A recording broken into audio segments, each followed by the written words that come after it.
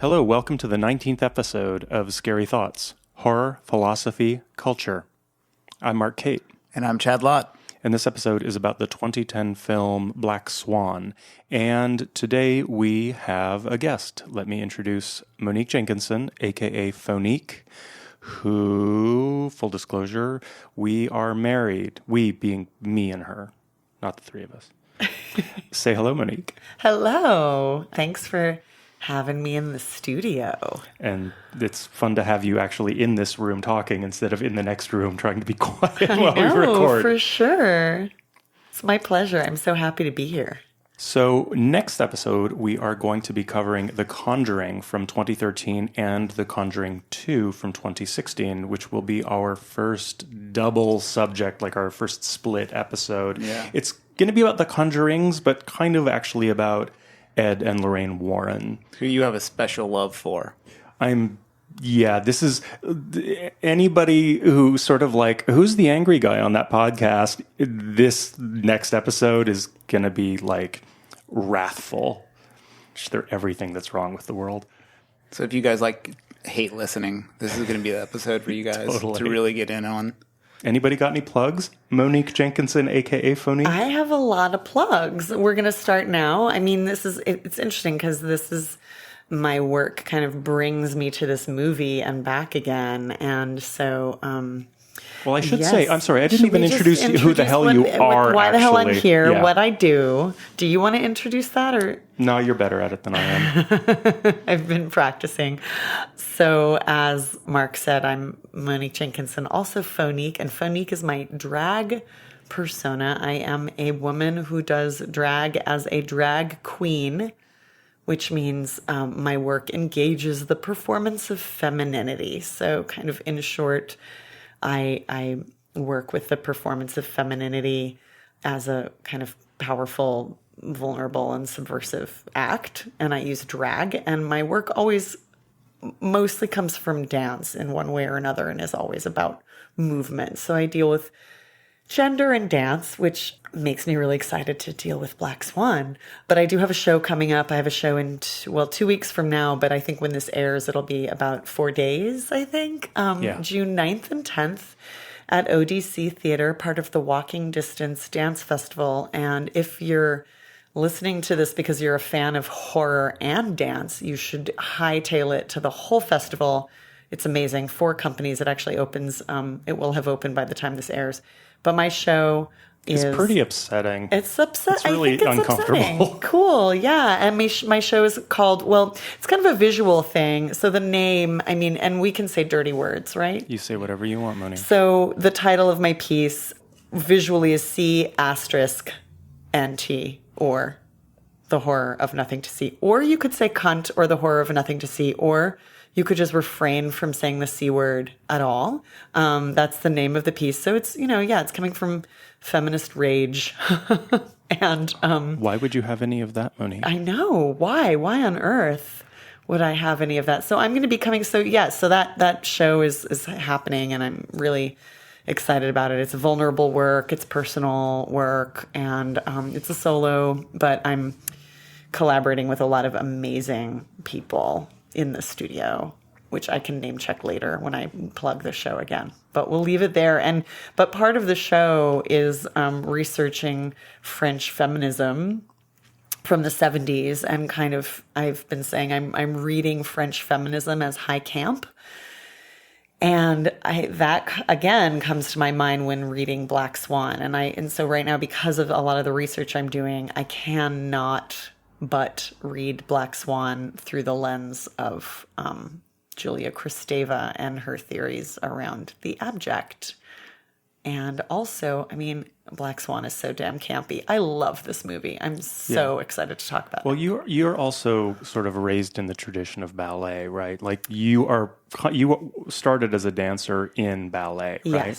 Yes. Just like little Natalie Portman. Like little Nina, the ballerina. I love that. It's so cuckoo that her name is Nina, the ballerina. Yes, I was trained in ballet. That's my early training. And I got really, really quite serious about it until it nearly drove me crazy. And then I made other choices.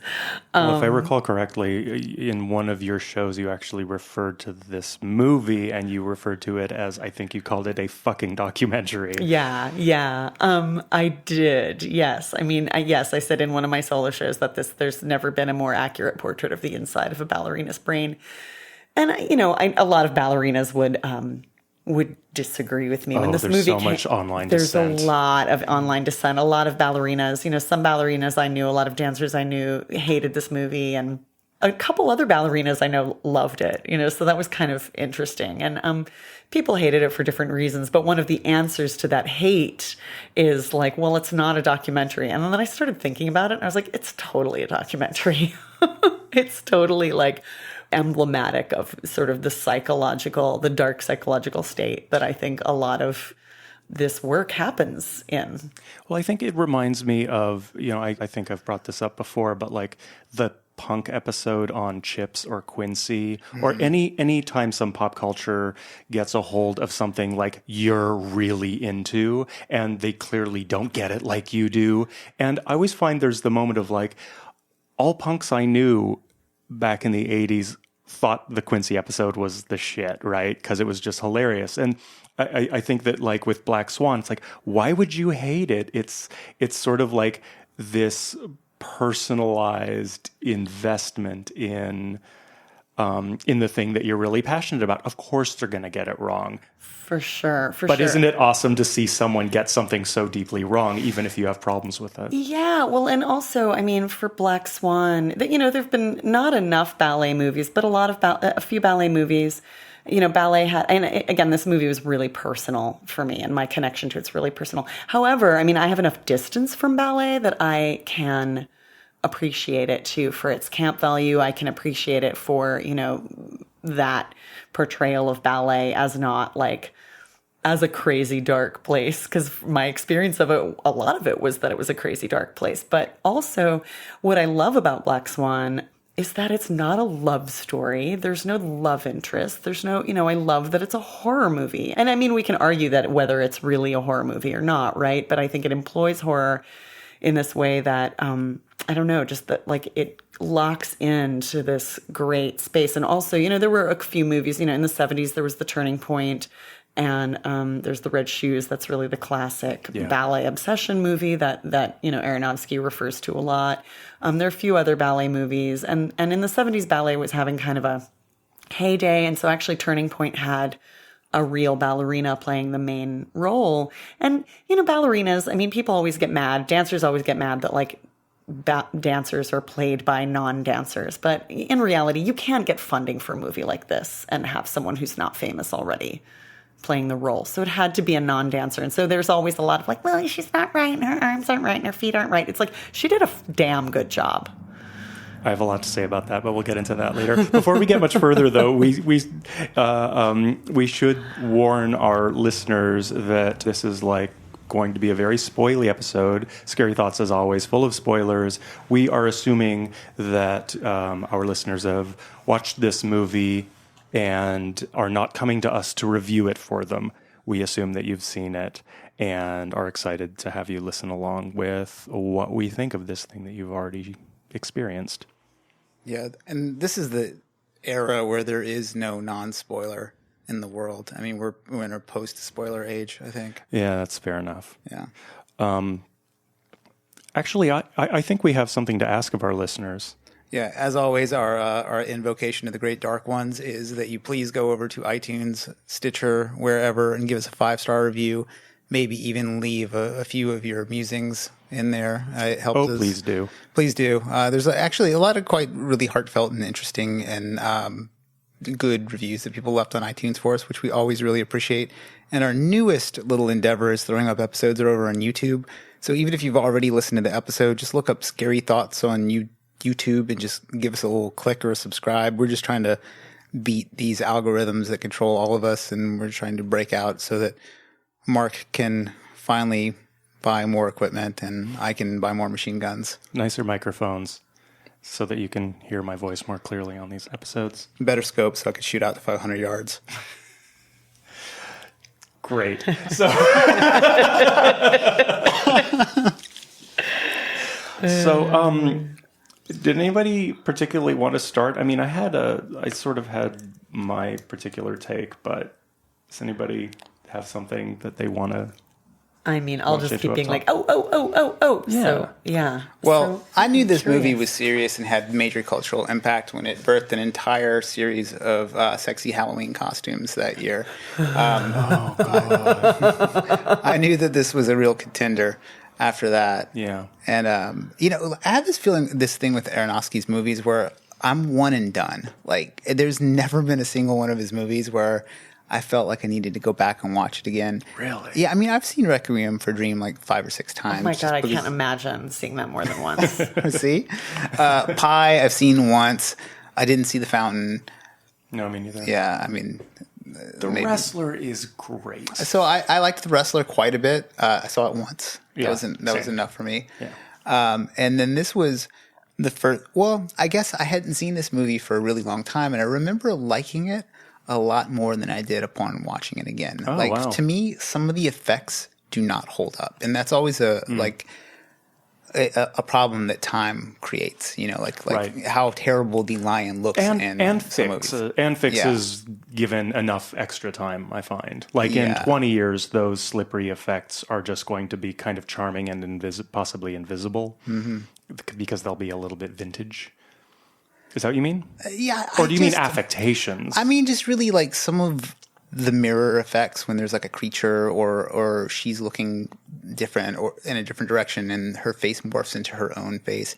Those effects they just look... You mean the CGI? CGI just looks bad to me. And this movie has quite a bit of CGI. And so that, I mean, as far as complaints go, that was kind of it for me. Other than that, I just thought it was like a decent, interesting, well-crafted movie. I'm kind of like rooting for her to become the Black Swan the whole time. Absolutely. I want that to happen. I want her to become some crazy creature and eat everyone's face. So to me, that's victory. And, there are things I really liked how the score borrowed from Tchaikovsky. And I think Natalie Portman, I mean, I have really very little exposure to ballet, but for me, what she did was credible. I was really interested to hear you say that you thought she did a pretty good job, because I know if I watch like fight scenes in a movie and then they suck, I couldn't get past the first episode of Legion, which everyone loves, because the fight scene at the very end of the first episode is so uncredible that to me it's like the brown M&M thing where you ask for a bowl without brown M&Ms, and if there are brown M&Ms present, you know that you have to start looking at other things to start drilling in on. And so, I didn't really quite see any evidence of brown M&Ms in this film, but possibly because I'm untrained in that. Because you're ignorant. Yeah, totally ignorant to it. Yeah. Mark, you were shaking your head. You didn't think Natalie Portman. No, I'll get into that. Okay. But actually, before we get much further, maybe if you could do sort of another in-house expert illustration for us. Oftentimes on Scary Thoughts we bring up the issues of intertextuality between films and the contexts that they exist in. Yeah. And of course, Black Swan is entirely based around Swan Lake, right? The ballet. Could you give us at least a quick sort of synopsis? Super quick. And I actually because it's explained in the movie, but not. I feel like Black Swan kind of does a good job of that. So the evil magician wizard Rothbart turns so Odette falls in love with Odette the White Swan. Odette the White Swan beguiles Prince Siegfried and she's one of this kind of flock of swans they're like women by day, swans by night, and they're bewitched by this sorcerer, evil Rothbart, and she is, and I can't remember exactly what the deal is with her falling in love with this prince, but anyway, she is, like many of these creatures of myth, has to live this double life in thrall to, an evil master or whatever, right? So she's a swan by day, swan maiden by night. And so there's a lot of all these swan maidens dancing, etc.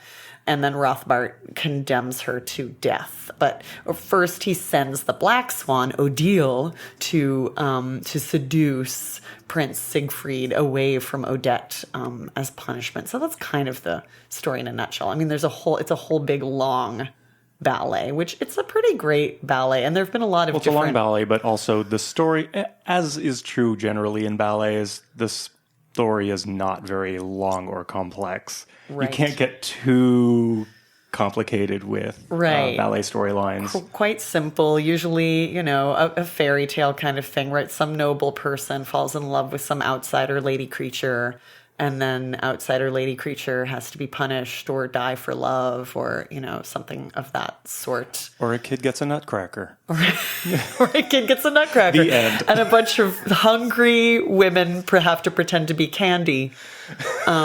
And dance around and entertain the little girl who falls in love with the nutcracker who turns into a prince. Exactly. So there's all that kind of stuff. So there's a lot of great swan dancing.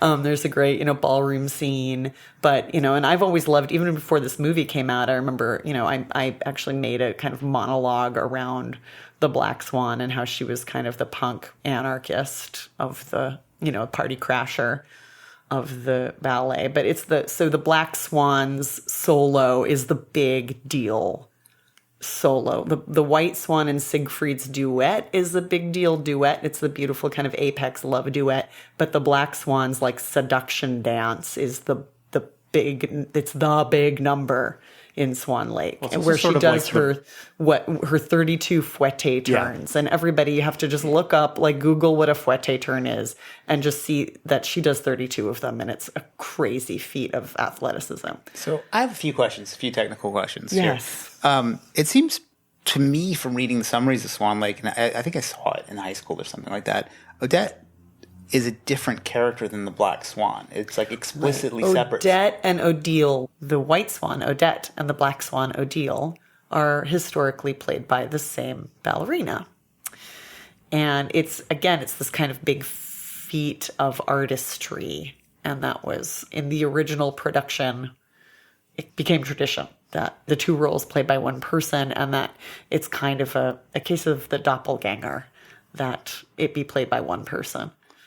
Right? And this drives this idea of the doppelganger home.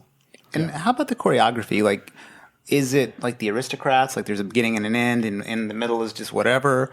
Or like, is the 32 fouettes? Is it always that's got to be there?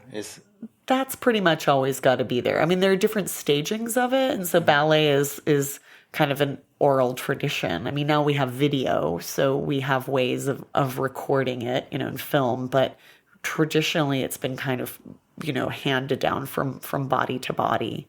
So the 32 fouette turns, it's kind of like this role is one of the big principal roles in all of ballet because of that, and this idea that this one person should be able to embody these two spirits.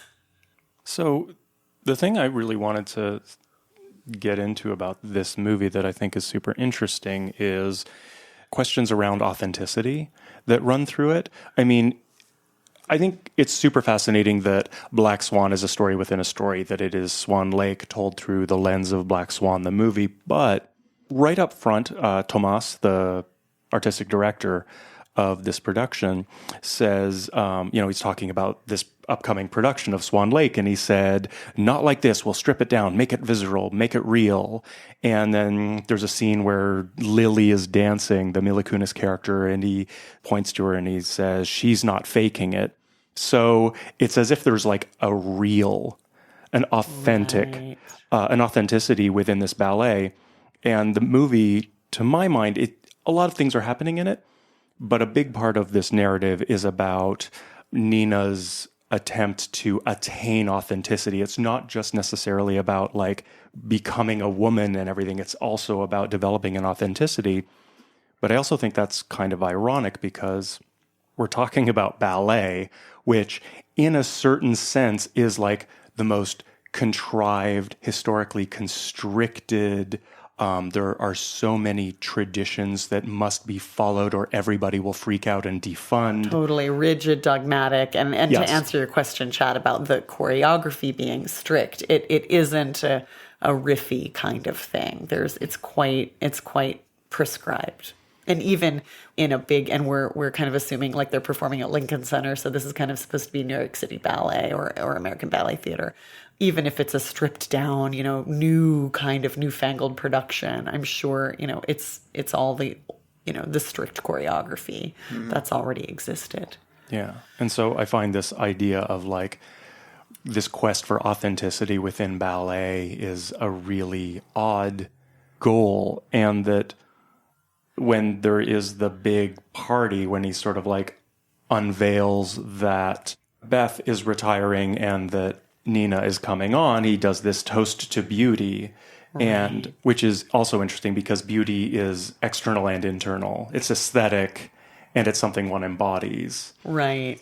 I mean, this is really fascinating to me, this idea of like letting go and yes. getting authentic. And I have so much to say about this, but one of those things, I mean, maybe just launching right into it because it's one of the first scenes we see Tomas, who Victor Cassel, by the way, is like so campy in this role. Oh yeah. I mean, I think it's some of the worst writing in the film, but it's also kind of like, I don't know. I think at one point, Ariel Osterweiss, in her great article on this film, talks about Tomas when he says, she quotes him as saying, perfection is not just about control, it's about letting go.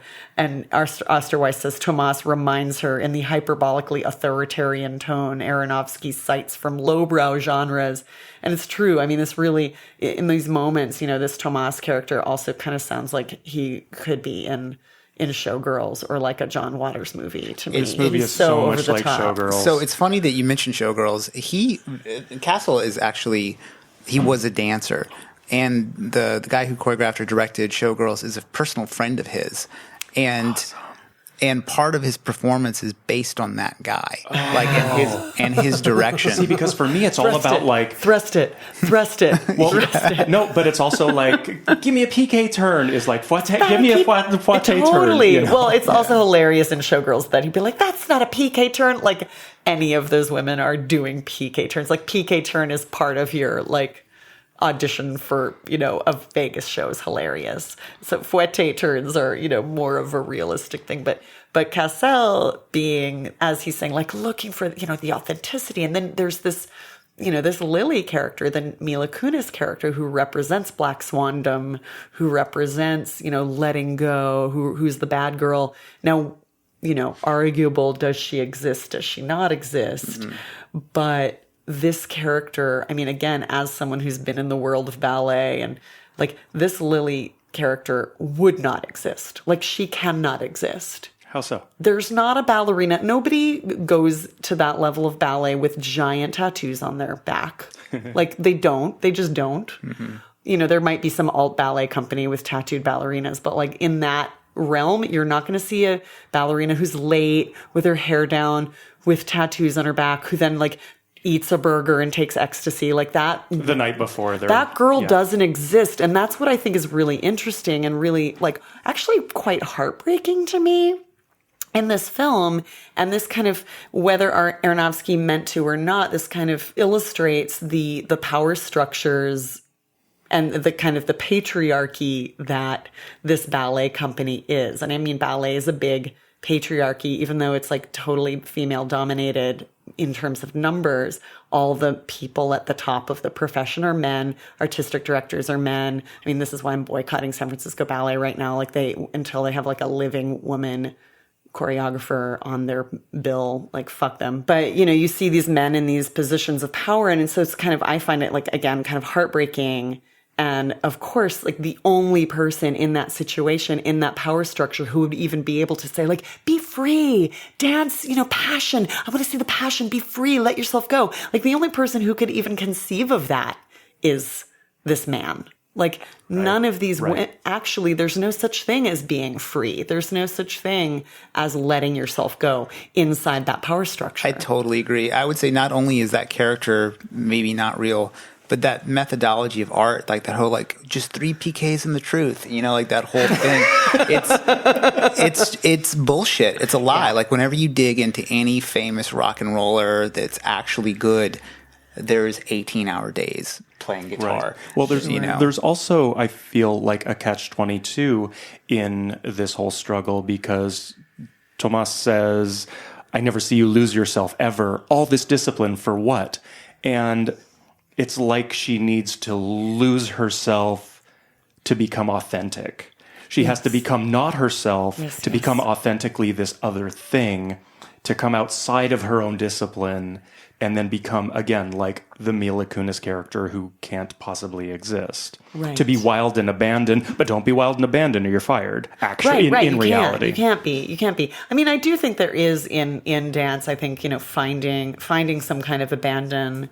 I mean, it is possible and it is necessary. I mean, I think also in rock and roll, you see that kind of 18-hour days, but then people can go on benders or go on stage drunk and actually do something interesting. And that's not really possible in dance. But you do, I do think, going off the rails and losing technique and yields something really interesting for a lot of people in dance. But it's just not, you don't see that in ballet. That would not be asked for in ballet. Well, I think, okay, so earlier I was clearly alluding to some sort of issues with Natalie Portman, not Natalie Portman, but what I was kind of getting at is speaking more about authenticity as a theme in this film, is that there's a tension between the narrative of this film, Nina striving for perfection.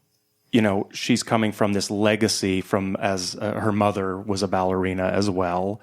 And so that's all she knows. And I think connecting that to the idea that Natalie Portman did, quote, all her own dancing is preposterous. First of all, it's not true. She didn't do all her own dancing. No, she didn't. And no one said that. No, I know. But the studios pushed for it. The dancer who did basically her body, Natalie Portman's body double, the one who did the hardest dancing, the workhorse behind the scenes was Sarah Lane, who was from ABT. And American Ballet Theater. Yes. I think it's really interesting that this movie is all about authenticity and the pretender and who's real and who deserves this part. And the question of Natalie Portman doing all her own. So there's a big controversy behind the scenes, and especially after this film came out, about how much dancing Natalie Portman actually did in the final cut of the film, because the studios were saying, she did all her own dancing. Well, they said 90%. Right. And Sarah Lane's name wasn't even in the credits of the original print of the film. Well, I looked into this controvery too, and from my perspective, too bad, so sad. You went and got on a major movie and you didn't lawyer up before you signed your contract. Fair. No. Totally. And she actually, Sarah Lane, the dancer, actually concedes that. She was like, I was young, I didn't know what I was doing, that's fine. And she gives a lot of lip service to crediting Natalie Portman with working very hard and being a very good dancer and an incredible actress. But what I find really fascinating is to Lane, she's upset because she believes that ballet deserves better than for someone to spend 18 months training and for the world to believe that a ballerina makes. Yeah. That people going Natalie Portman studied for 18 months and became a real ballerina and she did all this stuff in the film, and they buried the reality that all those fouette turns were done by someone who has been slaving for her entire life to make that happen, and didn't even get thanks at the Grammys, was told not to give Oscars, was told not to give interviews until the Oscars. She was really swept under the carpet. And I think it actually backfired, because instead of them going we actually had a body double for some of the stuff. I mean, it sort of feel like it's very similar to when an action film actor, quote, does all his own stunts. And then it turns out he didn't jump out of that building and he didn't crash that car and he didn't do this and he didn't do that. Well, yeah, but he did 90% of his stunts. Yeah, but he didn't do the actual stunts. He just did the easy stuff. Right. So you're kind of looking like a jackass by pretending that this person did all the work, when in fact, showing Natalie Portman from the waist up waving her arms around, I believe she did the work. She's a great actor. But to pretend to sweep under the carpet the contribution that this actual, when the film is this real professional made. Yeah. And I mean, I think that's the reason most dancers were upset. And I do think it didn't serve the film. But again, okay, so that aside, the waist up stuff is really hard. That's some of the hard, Fair. Just looking like a dancer is actually really hard. And I think she accomplish that. That's something that I actually think is very interesting about the making of this film, is that essentially what Natalie Portman did, aside from the amount that she did in fact dance and the training she did do, want to take nothing away from her, but also she transcribed, would that be the right word? Or transposed the medium of ballet into acting. Yes. So doing all this, like, I'm going to perform Swan Lake, but all with my face, is kind of really interesting, taking one medium and transferring it to another while still dancing. But it's sort of like taking a dance performance and making it into a film, but also Natalie Portman as an artist taking one medium and taking it into another realm through skill alone, which I think is really great. For sure. Through skill and through, I mean, I just remember watching this and just being like, she looks so hungry. Oh, I think she was, and she apparently was starving. I mean, I read another interview that she was like super, they kept like pushing the finish date back, and she was furious because she's like, great, another week of like carrots and almonds, and Robert De Niro gets to eat and drink milkshakes, and Natalie Portman gets to starve. Right. But can I read something from this review that I just was striking to me? The A.O. Scott review, when he says, the pivotal scene is a simple one. Nina, alone in the rehearsal studio, looks at her multiplying mirror images and loses control of them. What follows is a crescendo of madness leading up to her opening night triumph, during all of which it becomes increasingly difficult for the audience, or for Nina, to find the boundary between reality and fantasy. And it is a boundary that Ms. Portman succeeds in erasing by hurling herself with reckless conviction into Nina's world and becoming both the monster and the victim in this horror movie. Yeah, I mean, should we get into the horror? Oh, why not? Let's get into the horror. Yeah. I would like to, before we delve into the darkness, I do have to say there's something interesting about an actor or actress doing their own stunts. It definitely does lend a weird weight to it. Like, for instance, this week, the guy who plays Arrow on the TV show, he just competed in American Ninja Warrior and did really well. And it sort of makes his character on Arrow seem a little bit cooler. So there definitely is some sort of social weight with that, you know? And then, the whole thing about the reason why they like shushed that ballerina was because the Academy are fucking babies. Like, it's like of all the people in the world who should be able to understand suspension of disbelief. Right. It's those people, you know, and for them to be like, well, she did her own stunts. It's like, it's up there with like playing, neuroatypical or something like that. Like doing your own stunts is like and there's something about like this physicality that's is privileged in acting, which is interesting because you see it in like people who play fighters. Raging Bull, perfect example. Yeah. And again, I think that she really goes there with the physicality. Sure. And it's evident, and you do see. I mean, you see the hours, and you see what she's putting herself through physically. It has a bearing on her appearance and her performance. And actually, I don't know about you, Chad, but I don't think Mark has seen Jackie Portman's take as Jackie. Oh, Jacqueline Kennedy. Onassis. Jacqueline Kennedy, I think. Not yet Onassis at the time. Really great. Yeah. She's dialed into this kind of unhinged physicality. Well, I did this morning rewatch her digital short on SNL where she does that rap. Do you remember this? She was funny. It was fucking hilarious. And do you know what I'm talking about? It's sort of like she does this like hardcore rap video. I boycott SNL because it's not funny. This is funny. This is just Natalie Portman looking at the camera and like screaming like "suck my dick." Like she's just foul mouthed and cruel, and she's fully committed in this way that like makes you kind of go like, "All right, Ms. Portman, holy shit." I was really impressed by her performance in Your Highness. What was that? The stoner fantasy comedy with Danny McBride and James Franco. She plays a Elven-esque archer. Never mind. I've heard about this. I've not seen it. I wanted to. Great film. I will see it. I think there's a body double in that film too because she jumps into some water with her butt showing it's not her. No, and she won the Oscar for this, and I feel like she deserved it. No Oscar totally. deserved, for your highness. For the record. It was actually the Oscar for, how they, give you the Oscar that you really, you don't always get the Oscar you should have gotten. So this was really her win for your highness. All right, so into the horror. Yeah. So Darren Aronofsky talks about this being basically a werewolf movie. Yes. Which I totally disagree with, even though he says it is. Like, I think it has a little bit more in common with The Fly than it does any werewolf movie at all. Mm-hmm. Yeah.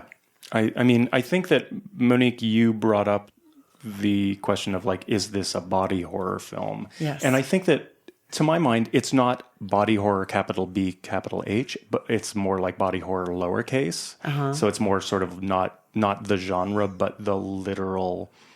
It is the horror of the human body. Well, yeah, again... But consequently, sorry if I may, that for me it's actually more effective than a Cronenberg film, that watching someone descend into madness because of what they're putting themselves through physically, even though we're talking about like hangnails and an open sore on her back, it tends for me to be more visceral than like The Fly even. No, and it really, I think, again, as like through a feminist reading of this, again, well, that's where the Kristeva comes in, but also just a feminist reading of this as a movie about, I mean, she's a young woman. Actually, in the movie, I think they say she's 27 or 28. Like her mom says something about like, you're 27, you're getting old. Are you ever going to play the lead role? And, but she's a girl. She's infantilized. Yeah. And there's something really strong about the particular body horrors that she's engaged in, or the particular acts that she's engaged in that result in body horror, are these sort of like benign, in a sense, OCD, like borderline OCD things. I mean, maybe I shouldn't say benign, but like the biting of the hangnails, and then this extreme biting of the hangnails, and then the itching of the psoriasis. That actually is where the wings are growing in, and then of course there's anorexia, and bulimia, it's not really super overstated, but, there's of course the cake refusal scene, and then her licking the cake frosting off her mom's finger. Which is so just viscerally repulsive.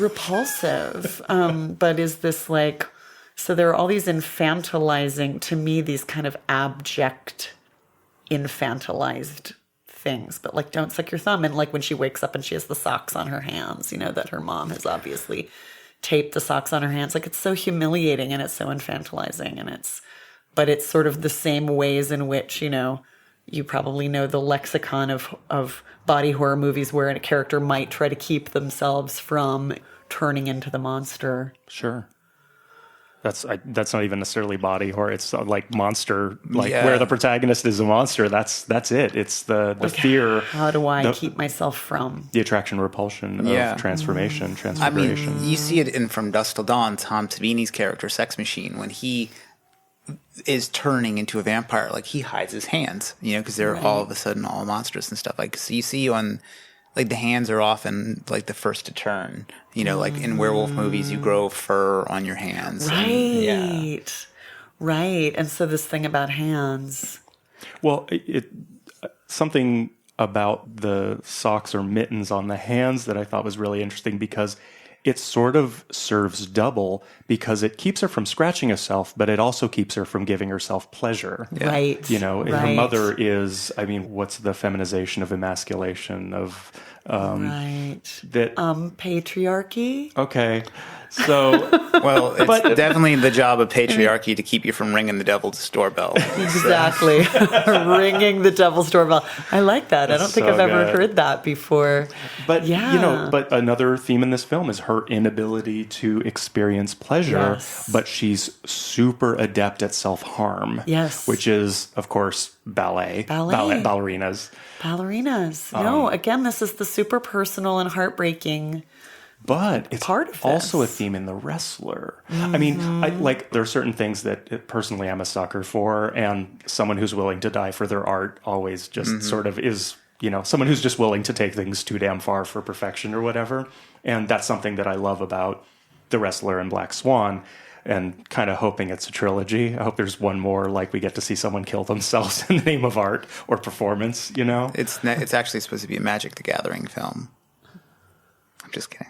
like half of me was horrified and half of me was like, oh, that's going to be good. Puppets. It's going to be about puppets. I mean, there definitely is an appeal to the idea that in order to be great, you will have to ruin yourself in some way. Like to just destroy yourself against, it's in a weird way. It's kind of back to our conversation about hypersanity, right? Like so glad you brought that up. You have to be willing to do all this stuff. You break your toenails, crash your, have no life, eat a weird diet. Yes.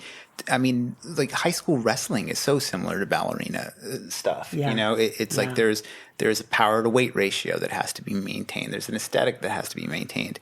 And ultimately, for most people, there's no money in it, which is even more insane. Yes. Yeah. Yes. So speaking of hypersanity, I have sort of a question for what you guys' impressions. I am not necessarily that interested in like what really happened, but what I am interested in is a sort of question of, is this film and what we as an audience witness the product of her descent into madness, or is this film kind of magic realism? Is any of the stuff that we see that is not normal, did that happen and we're in this film is a form of magic realism, or is it just like, no, we're in crazy town and anytime you see a reflection of herself, it's because she's crazy?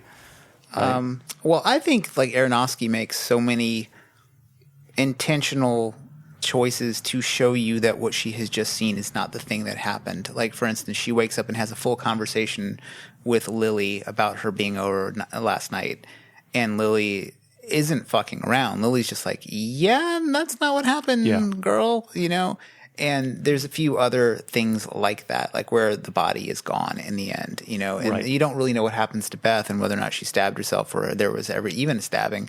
But I think that he doesn't leave things mystical enough to think that, or for me, it wasn't dreamy enough. So you're saying Crazy Town? I think pure Crazy Town. I don't know. I feel like there's some openness. I mean, this is again why I ended up really liking this film, where it could have gone easy into like tying it up with a neat bow and then I woke up, or like, because even the end, it was perfect and ostensibly she stabbed herself with glass, but could she really have danced in that state? And I do think there's kind of this openness that is really compelling to me, that like we end up not really knowing. It's like Lily kind of exists and kind of doesn't exist.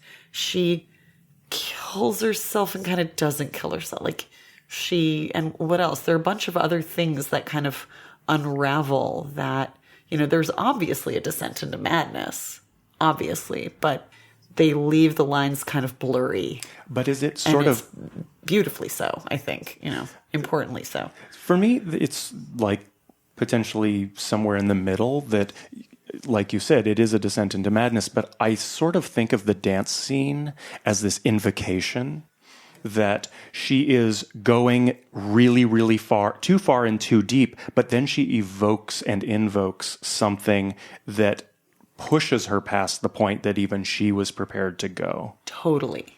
Well, and she ends up synthesizing these, she does end up synthesizing White and Black Swan. She does end up in, pushing past the perfect into the hyper perfect, or into the letting go, which turns her actually into the swan. I mean, that moment when she grows the wings, I was in the theater like, no, no, he didn't. Like I was like, I cannot believe this is the most redonkulous thing that is happening right now. And yet it works. And it's just like they push into this super ridiculous place that, I don't know, again, feels important and then makes it monstrous. And Osterweiss says that Nina grows larger than life black feathered wings during the culminating fouette sequence of Swan Lake. Yeah. And that final scene is significant, marking the point at which the pinnacle of her technical achievement coincides with the raw animalistic attributes associated with the ecstatic. I just love that quote. which could bring us to jouissance. But that, that like, yeah, she encompasses or becomes other. She becomes ecstasy. And then it was perfect, and in a sense then sacrifices herself, not just because she kills herself, but kind of becomes other. So she completely kind of self becomes subsumed into this ideal of technique and artistry that is beyond technique. One thing I thought about in that scene is when she, at the very end, when she says, "Oh, this was perfect," it's objectively not perfect. Like, she fell off the dude during the scene where she should have just owned it, right? Yes. But Yes. she owned the Black Swan. She owned Black Swan. Right. So when I go to that is like she hasn't actually fused them. Like, she's just become unbalanced. She's just become more Black Swan than White Swan. And she's like kind of like past the mark a little bit. No, that fall, that is really interesting. And that somehow also that she's able to move beyond that and still it's perfect, even though that fall happens. Right. Not to make too much of that necessarily, but I think that's really interesting that you bring that up, that, normal Nina would be devastated by that fall or would never let it happen. Mm-hmm. So I'm going to give it like a strong 7 out of 10 because of the fall. Like the full performance. The whole performance. It was perfect. It was pretty actually, good. you fell. Yeah. It's pretty thrilling when ballet dancers fall. Actually, I've seen it happen a couple times, and it's kind of, it reminds you that it's live theater. It's like, okay, we're all here in this room together. I was being a little nerdy and spending. I know I'm about to say fouette turn again a few more times, so sorry. But I was doing 32 times, and you'll turn into an actual swan. Fouette is the new intersectional. We're just going to keep saying it over and over again until it just doesn't actually mean anything. It's the new on fleek. Are my eyebrows fouette? Yes. So I was doing a bunch of research about the history of that, and speaking of perfection, that is 32 of them is such a difficult task that many productions of it that you just kind of do what you can. You do, yeah. And then the orchestra you fall off the music. You do 10 and pause and go back up and then come off point and keep going. And you just kind of like, if you can do 32, you are like practically surreal. Superhuman. Yeah. So it's sort of written into the text of the ballet, something that is actually not possible, and therefore perfection cannot exist. Totally. Unless you're Natalie Portman with CGI. Totally. In Wings. I think another theme that runs through this film that I love is the idea of narcissism. And I know I'm saying this right in front of a performer. Well, I'm a performer too. But that the act of performance is an act of narcissism. That there is a narcissism inherent in the belief that one can get up on stage and hold an audience's attention. And through this film, a mirror doesn't necessarily connect to the myth of Narcissus. I think a mirror is about narcissism even just as a mirror. It doesn't need the mythology, but there are mirrors everywhere in this film. There's always reflections, whether it's in the subway windows or in her mother's painting salon where she paints her own self-portraits, all through the studios. There's always all these reflections. And that's, so while there's the double and the doppelganger, there's also the seeing oneself in a reflection, and that is a narcissism. And that's also part of what I feel takes her over and is part of her focus and drive, is to attain this self-obsessed obsession that, as I was saying, in the nightclub, part of that is hedonism, taking pleasure in one's self. And she has this breakthrough with Molly that takes her through into this like pure narcissism. She's actually able to embody what the full extent of what narcissism can be, which is hedonism, in the way I'm reading it. Yeah. I didn't think much of narcissism, but I think, again, in ballet, you're plunked in front of a mirror from the time you're 7 and, through your entire career. And it's, there's hardly ever any pleasure in it. So I feel like narcissism is like taking pleasure in that reflection, right? when we speak about, I mean, I'm sure narcissism is deeper and the problem of narcissism Narcissus isn't just did die about pleasure. Right. Due to his own self-obsession. But again, I think Narcissus was taking pleasure in his reflection, whereas ballerinas, it's scrutiny. It's endless relentless scrutiny. And so again, there's no pleasure, and it's kind of like the picking. I mean, she's not like, wow, look at how gorgeous I am. It's like, I'm fat. I mean, that's what's going through your head when you're looking in the mirror, like, oh, this is wrong, that's wrong. And so this sort of, I don't know, I would argue that like it's a narcissistic drive to embody. It's like you're at the service of the ballet god and you're trying to embody perfection.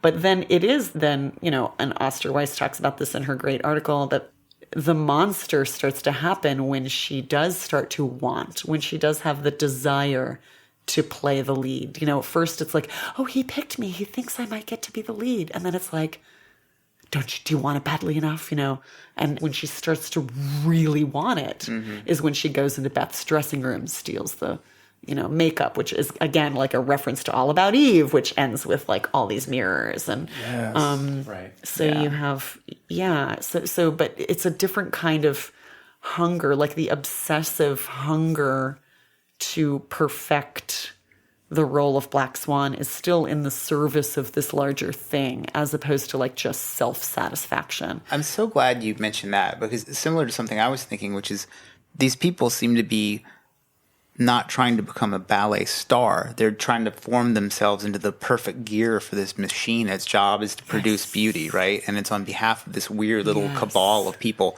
You even see in certain scenes, there's just like two random old rich people sitting on the side watching, and they're never explained, but you can imagine that, okay, they're probably patrons and they probably paid $10,000 at some bullshit art auction to come sit and watch the rehearsal. I bet they didn't even win an auction. They just get to be there because they say so. Yeah, they're sitting in their chairs that have their names on the back of them and a tiny little brass plaque. But, so it seems a lot of the women in this movie, like a lot of the ballerinas, they're very happy to be the parts. Even Lily is like, oh, I'm here, long hair, don't care. And they have this kind of interesting approach to it. Even Tomas, it's not really explained in the film, but in an interview with the actor, he says how his character was a dancer. So he has been through the ballet. So all our artistic directors were dancers. Sure. Yeah. And then you see these characters who are the older ballerinas who've come back to help move this machine forward. Right. Except for Beth, who's an asshole, who rather than... She's ruined. She's just ruined. But, she's a poor thing. Yeah, but it's not like she's unique in having been seduced by an art director. It's not like she's unique in having had her bloom pass or whatever, but she's not around to instruct or aid the other girls. She just throws herself in front of a car. Yeah. Well, no, I think that I feel very on both sides of this, because I think it's similar to when you watch, say, a Behind the Music VH1 special and you watch another fucking band completely bottom out because they didn't see it coming, even though it happened to every single other rock band in history. And I feel like that's kind of what happened to Beth. I feel bad for her, but honey, you're a ballerina. She should have seen this is what happens to every ballerina for hundreds of years. Right. This is the machine you've bought into. Right. At some point, you're done, and it sucks. It's terrible. Right. But suicide is not an alternative. Yeah. And Lily has one of the most honest lines about the whole ballet when they're sitting there and they're picking up these two guys, and the guy's like, "Man, this shit's fuck boring, right? And she's like, well, no, it's just not for everybody. Yeah. And I think there's multiple ways to read that. One is it's not for every audience member, but it's also not for every performer either. Interesting. Yeah. Right. And kind of not for the faint of heart. Yeah. How beautiful is Mila Kunis to look at? Oh my God. She's also just great. I don't know. She's also great. Her. What I love is that even though this film is really dramatic, even though it's campy, both Mila Kunis and Natalie Portman are also super funny. You know what I mean? They're both have really diverse skills in terms of what they're capable of as actors. In their other lives. Yeah. Right. And I love Barbara Hershey too. And her in this movie. So fucking good. I want to go back to Beth for a second, though. And back to Beth, back to Winona. I mean, and we also have like a Winona subtext too in the casting of Winona, which I feel like is important to address. So what do you think about like the It Girl passing the torch? I mean, do you think it's cheap? Like, I felt like it was cheap. To choose to cast Winona? Yeah. I kind of thought it was great casting, personally.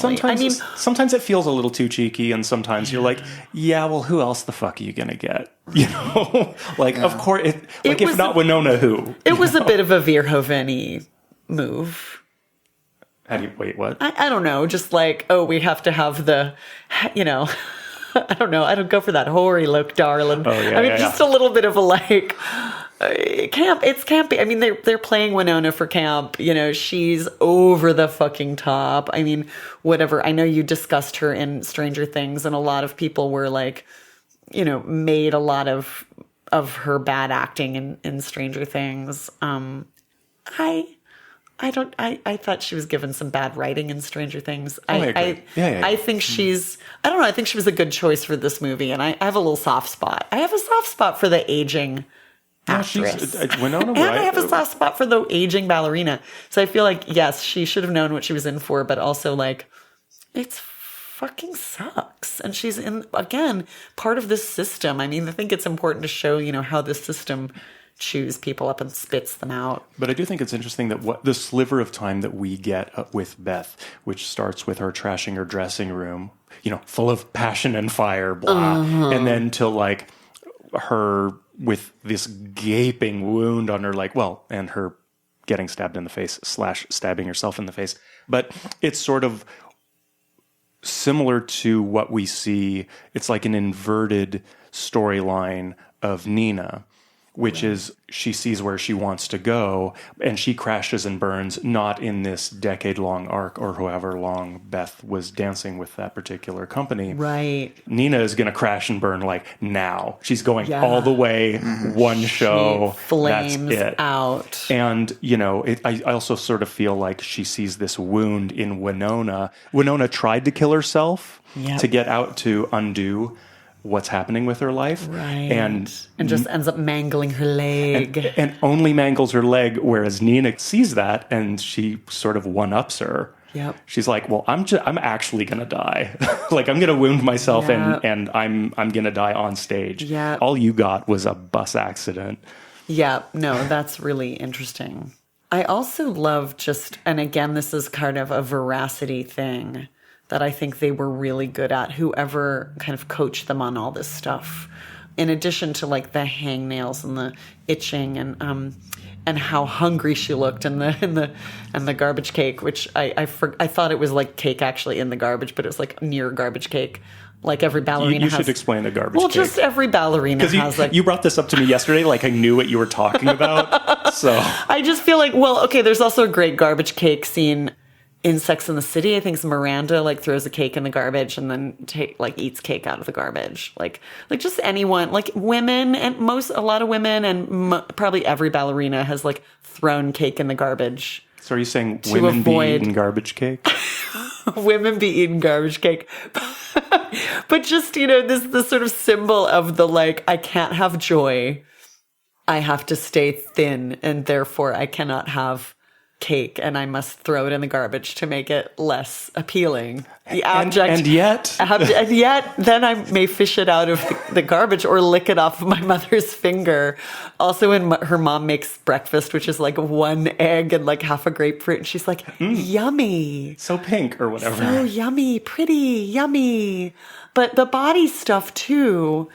The massage that she gets, where you see it's just there's just this massage therapist is just digging her hands underneath her scapula, and then the foot cracking stuff and the mangling of the point shoes, which actually, again, one of the writers, there was a reviewer that pointed that out, the point shoes as sort of a stand-in for the for her body mangling of the body, right? I thought was really astute the way all these things they kind of brought out, whoever was kind of coaching them on that stuff, but the massage scene. And I feel like there's another scene where it's there's this violence, there's just this constant, in the creation of beauty, there's just this constant presence of violence. One of the things I love about the shoe scene is after she's done all this damage to the shoe to make it work the way she wants it to work, which is basically her body, the very last thing she does is sew the ribbon on. Yep. So it's like, okay, all this brutality happened, but we're just like tack some beauty on the top of it. Exactly. Well, and that's what keeps it on your foot. But yeah, the beauty, like you have the beautiful ribbons, and then that's what people see. And that's what little girls fantasize about. Like that's little girls want to wear the pretty point shoes and they can't wait to go on point and be pretty like a fairy, and it's this brute force behind the appearance of levitation. Yeah. And a thing that's interesting about that scene where she's getting the ART release is, real therapist working on her real twisted up rib. So it's just interesting that they have like this very real, very painful thing in the film. And to me, like it was the most uncomfortable scene of all the body stuff. It's funny. I loved it. I'm about to say something like that, but completely different.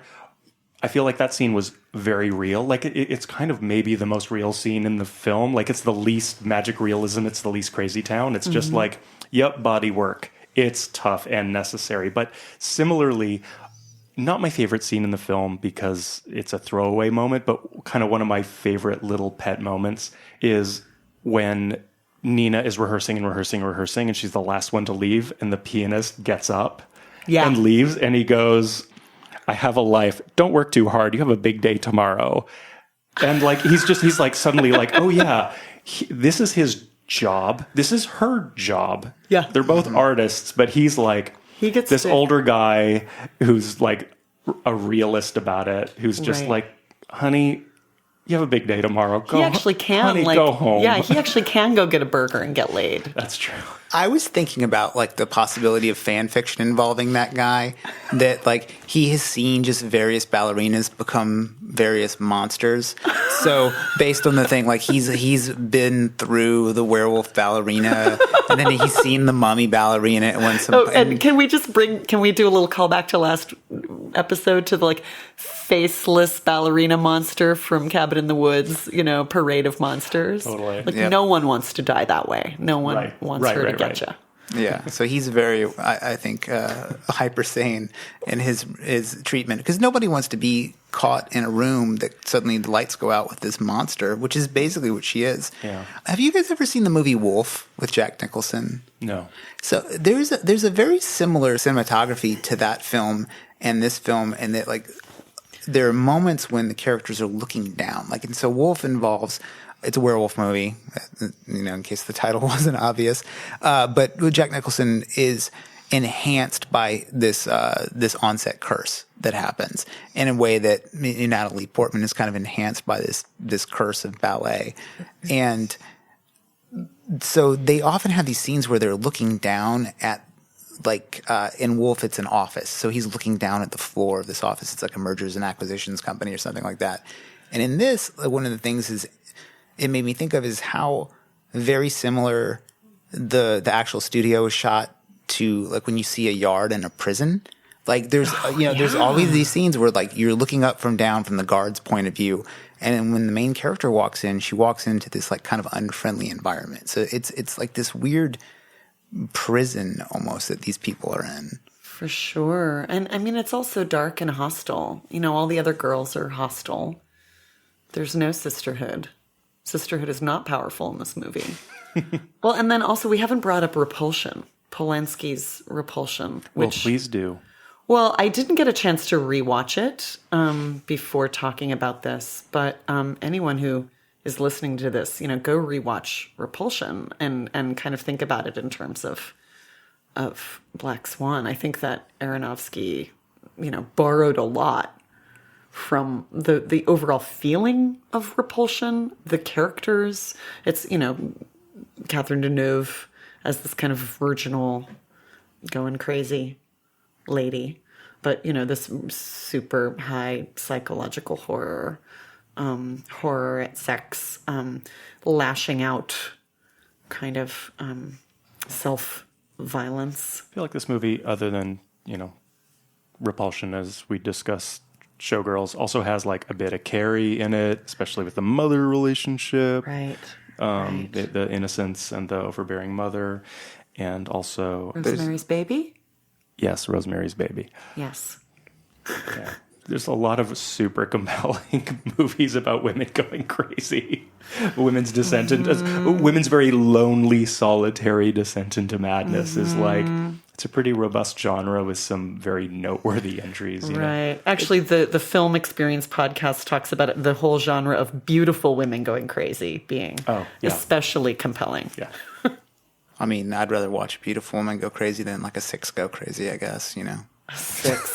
I will not stand. I will not stand for this talk. I'm just kidding, but not really. One of the things I was thinking about in the genre of like beautiful women going crazy is how you see online sometimes people call this like Fight Club for girls. And so Fight Club is essentially beautiful men going crazy, right? But the effect is very different. Like they are breaking out of society by their subversion and finding themselves a new society. Whereas Nina doesn't find a new society by like having this insane breakthrough. And I wonder if there's something to, you know, like, is it possible for film to represent a female character that goes crazy and goes deeper into like some sort of organization? I mean, you sort of have like The Craft a little bit. Yeah. Well, but create their own world. Yeah. Right. Yeah. Right. No, The Craft is a great example. It's true. Yes.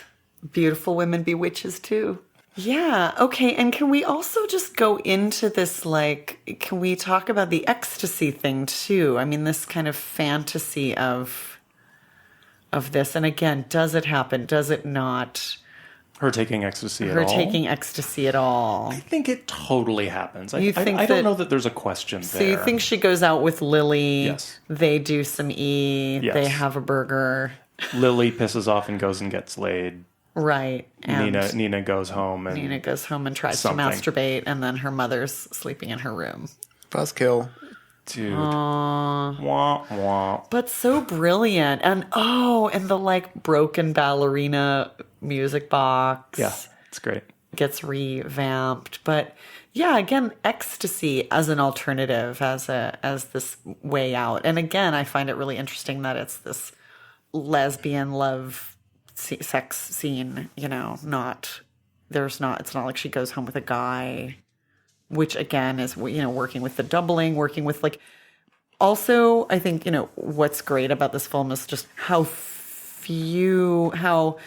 again, for me, this is very personal, but like it's totally steeped in this power structure that is the patriarchy. And yet there are so few men in the movie.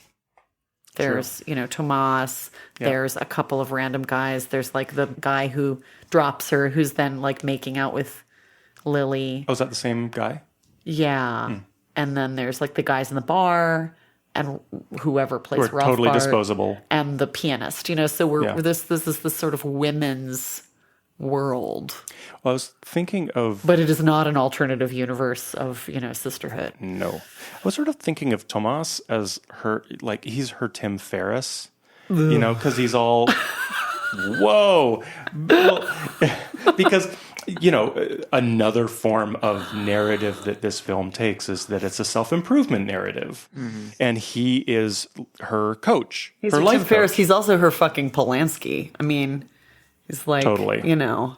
Totally. You know, and it's also that thing that like people, and again, there's a doubling, there's like a thing within a thing, because, or a story within a story, like people love to talk about how like male directors get performances out of actresses and pull them out of. As opposed to collaborate As opposed to collaborate, actors, or yes. like this, you know, woman did this amazing thing with all of her skills. So you have like Tomas is pulling, you know, the Black Swan out of her, and then, I mean, I don't know. It feels like more of some of the dialogue I've read, you know, feels kind of like it was a respectful collaboration, but. Yeah. There's the scene where her dance coach, too, the older woman, is like, the black magic is pulling it out of you. Yes. So she like explicitly says that there is this external force pulling this thing out. Mm-hmm. Mm-hmm. Right. But yeah, I don't know if I finished my thought about the ecstasy, but just... Again, and this is a really personal thing. I mean, the first time I tried ecstasy and went dancing, it was a really emotional experience for me to liberate dancing. it liberated dancing. It put dancing into another place. And it was actually, I wouldn't say it's the first time I ever enjoyed dancing, but it was like, oh, this is what dancing for enjoyment feels like. This is what, this abandon feels like. So I feel like it's really important that ecstasy played a part in her. I think she's too far gone maybe to have totally felt like abandonment in that. Maybe it is. We go to jouissance, this idea of like, it's not pure joy. It's like joy with the threat of death, or it's joy under the shadow of death. Sure. And so that the ecstasy is a step toward the ecstasy she performs as the Black Swan, or that she reaches as the Black Swan, but that it's a portal. This ecstasy trip and dancing on the dance floor with the flashing lights and all of that stuff is like a portal to her, to a sensual letting go, or to jouissance. Well, also it, as a scene, embodies almost everything that this film is and is about. If you pull clips from it, or stills from it, or slow it down, you can kind of get it if you just watch it in real time, that things are constantly flashing in the screen. But like, if you freeze almost any moment of that dance scene, you see that she's dancing with 4 other Ninas. Mm-hmm. And there's a demon in the background, or there's all these sort of... Do you know Ira Cohen, the photographer? He was kind of part of the 60s. He's in that hippie modernism show that's been touring. But he would take these photos. He would like put up Mylar and get these really bent reflections, and then take photos of the Mylar. Yeah. So his photos are all like distended and warped and not actually horrifying. They're kind of beautiful, but there's a lot of that in the ecstasy dance scene. And, there are all these extra hands reaching for her. Which is a total reference to Repulsion, yes. Also, when she walks down the hall and all the hands reaching at her. Totally. But when you're on ecstasy, it's also a little bit like, is she being like grabbed and abducted, or is she being caressed and desired and wanted? And does she want that touch? Is she welcoming that touch? Yeah. I think it's an amazing scene that if you watch it in real time, you kind of get what's happening. Mm-hmm. But if you watch it frame by frame, there's so much. It's so dense. Mm-hmm. There's a really similar scene in Neon Demon too in the beginning. Like the color palette's even almost the same. Like the red and blue flashing, and there's odd stuff going on in the strobe light shadows. Yeah, for sure. Yeah. And note to the ecstasy too is like where Lily. She's very specific in saying, "Don't worry, this is from San Francisco," which I think has like really 2 reads. One is like peace and love, whatever. But I think it also, in today's climate now, just calls back to the idea of the Tim Ferriss-y, like hacking your way through. Like she's like attempting to hack her passion into this, and maybe she does. She does. She's going to crush it. She's going to crush Swan Lake. Lily's crushing it every day. Yeah. Well, I actually have a note about this of like, so I live in San Francisco. When people who don't live here say San Francisco, I don't think I even know what people think that means. I love that it's like San Francisco is like the signifier. Shorthand for like tattooed, hair down, burger eating, ecstasy taking, loose ballerinas. Okay, I guess. Like, right. My life is kind of like that, only totally not. I don't know. Yes. Your wife is like that? Life. Oh. Well, okay. I'm kind of a burger eating, loose, pelo suelto ballerina. See, that's not even what I think of when I think of San Francisco anymore. I just think of like... Well, you just think of get me out of here. Yeah. I mean, to me, it's just about young nerds being fleeced by boomer landlords. It's just... Which is not what Lily meant when she gave Nina ecstasy. No. What else do we have? There's another good scene where Nina is rejecting her childhood by shoving all of her stuffed animals into the trash lift, which I think is a good scene. A lot of these scenes, though, like this whole film is so rooted in duality that it reminds me of this story that Henry Rollins tells about Marilyn Manson performing in Berlin during the day and how they had a smoke machine going. He said it looked like a bunch of dead guys having a cookout. And in it, he does an impression of a Berlin person being completely unimpressed with Marilyn Manson. He's like, "Oh, Right. this good bad duality is so boring." And to me, like, I feel like that about this film. I feel like it, like, to me, Aronofsky is Diet Cronenberg. There's these ideas that are just so obvious through the whole film, and they're just ultimately not original. Like, there's a lot to this film that I was just bugged for just not being very original. Like, things just happen the way you expect them to. Like, I knew from the moment that the film opened that there was going to be a body double thing, and there's going to be a weird reveal at the end, and it just paced in a really unoriginal way for me. Especially the second and third time I saw it, it just... Wait, the second and third time you saw it, you already knew it was going to happen? Well, no, just the beats seemed even more right. like heavy-handed than the first time I had gone through. And maybe that's just horror, like maybe that's just him, pleasing the great old ones that's the audience, like in Cabin in the Woods, like how far away from it can you get? He talks about in one interview with Peter Travers from Rolling Stone, Aronofsky says, all the scares in this movie are cheap. Like you're looking in a mirror, and he's like, but we use those cheap scares as like an instrument. And I feel like it's like, if you use enough polka instruments, you're making a polka, and if you use enough cheap, cheesy scares, you're making a cheap, cheesy, scary movie. Yeah. Yeah. I think it's troubling because, again, I think on one level it is. I was talking to someone else about this who was like, just, oh my God, that movie's so bad. It's just so bad. And he kept saying, who is so it? bad. I don't want to be their friend. No, you do. But I can't say that I was super surprised by anything except for like, oh my God, she's sprouting wings. Like, they actually went there. Mm-hmm. And that was really, I found that surprising. But I think it does kind of skirt these different genres. And one of the reviewers of this, Terrence Rafferty, quoted another writer, Linda Williams, on her categories of the body genres of film. Pornography, melodrama, and horror are body genres, right? And that this deals in all of the body genres, even though it doesn't particularly deal with pornography. I mean, it's a stretch to say that, her sex scene with Lily is at all pornographic, but... Well, I'd say probably most straight guys, that's the only thing they remember about the film. So to them... Right, this was, so then it worked. So to them, this was only a porn film. Right. Because that's all that happened. Right.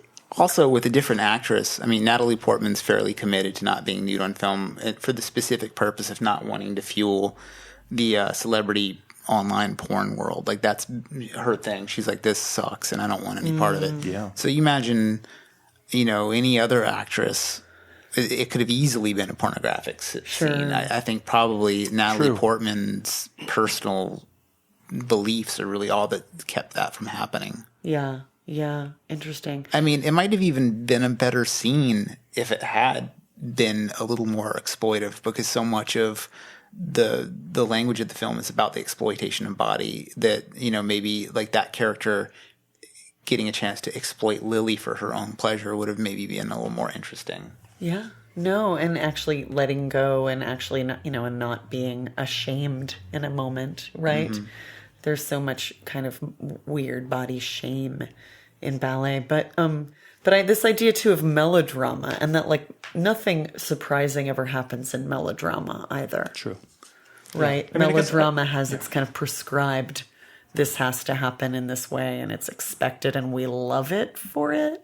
Or, if one loves melodrama, and I think, again, I would sort of smush camp and melodrama, together. If this is a melodrama, it is camp. So I guess, Chad, and, to kind of answer, like, that nothing exciting happens, or nothing unsurprising happens, that I don't want to say, like, oh, it's about that man. But I do think that there is a play with expectation. Yeah, I think when I started thinking of it as a horror movie, I gave it more of a pass for those elements, because those elements sort of like dialed up are sort of what makes horror, like kind of what we talked about in Cabin in the Woods, is like there are these beats that happen in horror that you discover and you notice, and that's part of the pleasure of horror. Like, you look away, you look back, you look away, and then there's the monster when you look back again. Like, those things that the audience is kind of in on that joke. And I think for me, I was looking at more of like a weird looking at this originally as like a psychological drama that had elements of, like Jacob's Ladder hallucinations and things like that, which, Jacob's Ladder is a horror film too. But yeah, I don't know if I would have originally categorized this as a horror film. So maybe we shouldn't air this episode. You just take it all completely off. Yeah. Although we did. Sorry, Monique. Thank you for your time. Oh my God, you guys. I mean, well, we did do Forrest Gump, so. I know. If you're going to do Forrest Gump. Can we take it down now? Take Forrest Gump down. It's part of the whole thing, man.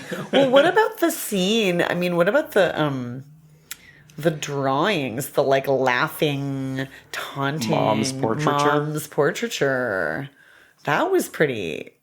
I think that's sort of the scariest scene in the film. Well, for me, at this point, and maybe always, so jump scares are always surprising, but the things that tend to freak me out in horror films, tend to be things if something happens in the frame that doesn't register right away. If there's like something in the background that shifts that isn't supposed to be there and you don't notice it until it just moves ever so slightly. Like, remember after the party, the big unveiling of Nina, before she comes across Beth being ultra self-pitying and calling her a slut or whatever happens, she's staring at that big winged sculpture. And it might be a man in a costume, or maybe it's a sculpture, or maybe it's actually a sculpture and they digitally shift it a little. But I sort of feel like there's this uncanniness of, is it still or is it moving? And before those portraits that Nina's mother painted and drew totally go hysterical on her and all come to life, I sort of feel the previous scene that you see them, they shift a little bit. They shift a little bit. I went back and looked at it. Yeah. And there's one in particular that moves. That to me makes me pee my pants a little. Like that sort of thing is actually terrifying to me. Like when Monique's out of town and I'm alone and the house is dark. If something were to be an inch out of place, that would freak me out more than if there was someone kicking the door down with a baseball bat. See, when my wife's out of town, it's just me with my penis between my legs singing Goodbye Horses. That's real scary, Chad. That sounds real scary. That doesn't happen. I want to see that, please. I now, can assure you, Chad, I can assure you there are listeners who would pay to see that. No one wants to see that. Yes. We don't need sponsors. We just need you to like cough up some video. I have a kimono. Oh, well, there we go. We're all the way there now. Back to the horror of the mother drawing. I think, transsexual murderers aside, maybe we should do an episode about Silence of the Lambs one day. For sure. Yeah, it's one of my favorite movies. It's amazing. Yeah, it's really. Totally. But anyway, I think a big fat person. Sorry. Such a good movie. And that actor is so good in Heat too. Like he's just one of the. He's in Heat. Yeah, he's like just one of the cops. Yes. Yeah. Just a great. His just the whole head is so great on film. But the pictures do a really interesting job of exposition with the mom, right? Because like it makes me think of that Miyamoto Musashi quote, which is like, once you know the way, you can see it broadly. So the idea is that somebody who is truly excellent at one thing, even though they might start as a beginner, they know how to become excellent. So, you have somebody who is a black belt in jiu-jitsu, picks up painting, and all of a sudden, because they know how to learn, they can become a decent painter. Whereas these pictures are terrible, which show you that, like, she probably was a terrible ballerina too. Like, she has no way of knowing, like, she's just not committed to the path of becoming better in a way that moves the ball down the field at all. And I think it was just very, like, those pictures in the film are so sad to me. And I just think great, just really interesting. And the fact that they're not really explained is even better. Are they as bad before they go crazy? Yeah, they're really bad. I guess they're pretty bad. Yeah, and not in a like, they're very sort of impressionistic or they're like, yeah, they're very childlike. Kind of a bad painter. Yeah. They remind me of, although they're not as good as George W. Bush's paintings. I mean, do you have the book of his paintings? I have the book, and it's great. Oh boy, It's it's a really interesting book. And if you're out there and you're wanting to buy it and you're afraid of supporting war criminals, all the money goes to the rehab of veterans, which is 100% of the money goes towards that. Yeah, that's cool. And it's also like for me, as far as an art object goes, it's deeply interesting because who has that perspective? Who paints the men and women that they sent into battle and who will come back maimed? I mean, it's just a really interesting artistic perspective. And the fact that the dude pursued it for no reason. Like, never thought about art at all, never pursued art at all, but went and got himself a legit coach, really, and really he kind of, I don't want to say proficient, like if you see the paintings you'll know exactly what they are, but they're not as bad as you would maybe think they would be. And then reading the book itself is so interesting because it follows this format where he tells a little bit of how the person got into that state, like what the specific action in combat was that caused them to lose an arm or a leg. And it's like at moments it's very sweet, and other moments it's just really sad, and then other moments you're like, motherfucker, you sent them there. Like, what are you like high-fiving them now for? You know, it's just a really complicated book to look at. Wow, yeah. Maybe one day Aronofsky will make a movie about that. It'll sort of be like Basquiat, but it's about a soldier who puts himself in greater and greater harm's path so that he can become injured, so that George W. Bush will paint him one day, because that's like his goal. Such a good movie. No.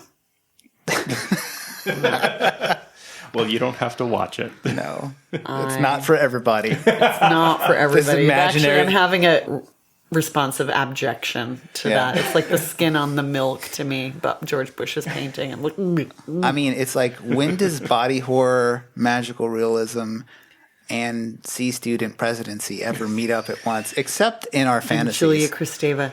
Yeah. Yeah.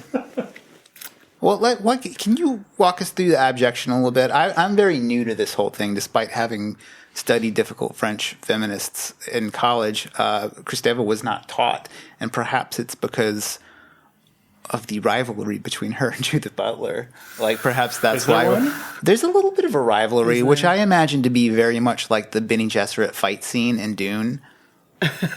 Like when the nobody in this room knows what you're talking about, Chad. I'm like the Crystal Carrington and the Tesseract. Yep, yeah. I'm right there with you. Yeah.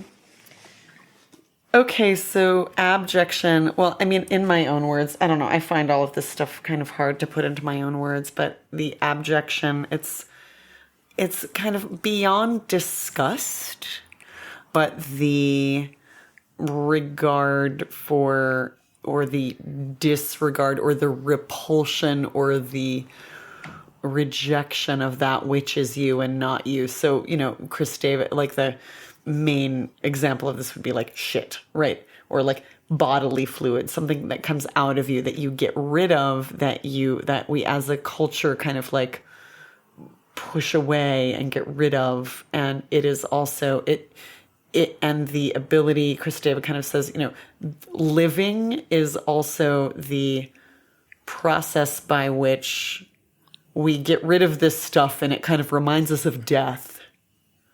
So like a dead body is the ultimate kind of like abject thing. So the abject is, it's kind of neither object nor subject, but comes from subject, becomes object, and is repulsive. And so that can be transferred onto film, people as an aesthetic. Yeah. But you have to be kind of in it personally to be abjected. Like, one of the things I read that made this pretty difficult concept make sense to me was just the concept of like abjection and homophobia, right? Like you could only be abjectly horrified by gay acts if you were probably closeted in some way yourself. And so like, you're not only like, you can only hate it that much if it came from you to start. I mean, I think that's a theory, and I think that's often a kind of a sound theory when people are, you know, super, you know, homophobic, or is there's a fear. There's obviously phobia, but there's that fear is coming from, it's a kind of in a sense, this like internal body terror. But that then this idea of abjection and what we reject can also, be transferred onto, how we treat people who kind of fall outside of a social norm or a cultural convention. Can I read a little quote from Kristeva? A couple quotes that I kind of thought were just from her essay Approaching Abjection that I feel like kind of pertains somehow to Black Swan. One is shorter. She says, "I, in quotes, am in the process of becoming an other at the expense of my own death. During that course in which I give birth to myself amid the violence of sobs of vomit." Which we see with Nina when she finds out she's, maybe going to be cast as Black Swan, right? Or as Odette Odile, she sees her name on the list. The mean girls are mean to her, and then she goes and throws up. Well, she tries to throw up, but she doesn't ever eat, so there's nothing to throw up. Only her sadness. She just retches. But I was really interested. This was just striking. I am in the process of becoming an other at the expense of my own death, or I guess, the price of which is my own death, right? So that quote sort of like, I don't know, to me, this could be like the quote at the beginning of this film. There's another Kristeva quote. "If it be true that the abject simultaneously beseeches and pulverizes the subject, one can understand that it is experienced at the peak of its strength when that subject, weary of fruitless attempts to identify with something on the outside, finds the impossible within. When it finds that the impossible constitutes its very being, that it is none other than abject." It's hard to unpack that sentence. I mean, there's a lot going on there, but again, I feel like this somehow speaks to finding, she is and isn't. She has to kind of pull the Black Swan performance out of herself through this. It's at the peak of its strength when she, the subject, weary of fruitless attempts to identify with something on the outside, finds the impossible within. Right? So she kind of finds this impossible whatever. And this also speaks to this, like, she turns into the Black Swan and sprouts wings and becomes a monster in the midst of this impossible feat of the 32 fouetté turns. I don't know. Both of those quotes, especially the first quote, which I remembered and actually made a note of, they both remind me of in the Havamal when Odin sacrifices himself to himself. Like there's that thing, he gives up his eye, hangs himself upside down, sort of dies, doesn't really die. And on the other side of it, though, is like, it is all knowledge, it is achievement. And what I couldn't really quite get my head around in her quote was when she talks about the other is so often mobilized in a context of negativity. Like you kind of don't want to be an other because it's going to work out bad for you, sort of. But it seems like there's another other, which is like almost like godlike other. Like you're like other in the way that like the devil or Lucifer would be. Right. And like, do you think that she makes, like in that paper, makes any sort of distinction about that? Because there are moments when you're like, okay, the abject seems like an area that you don't want to be in, but there's also a certain power you get in trafficking in it without fear.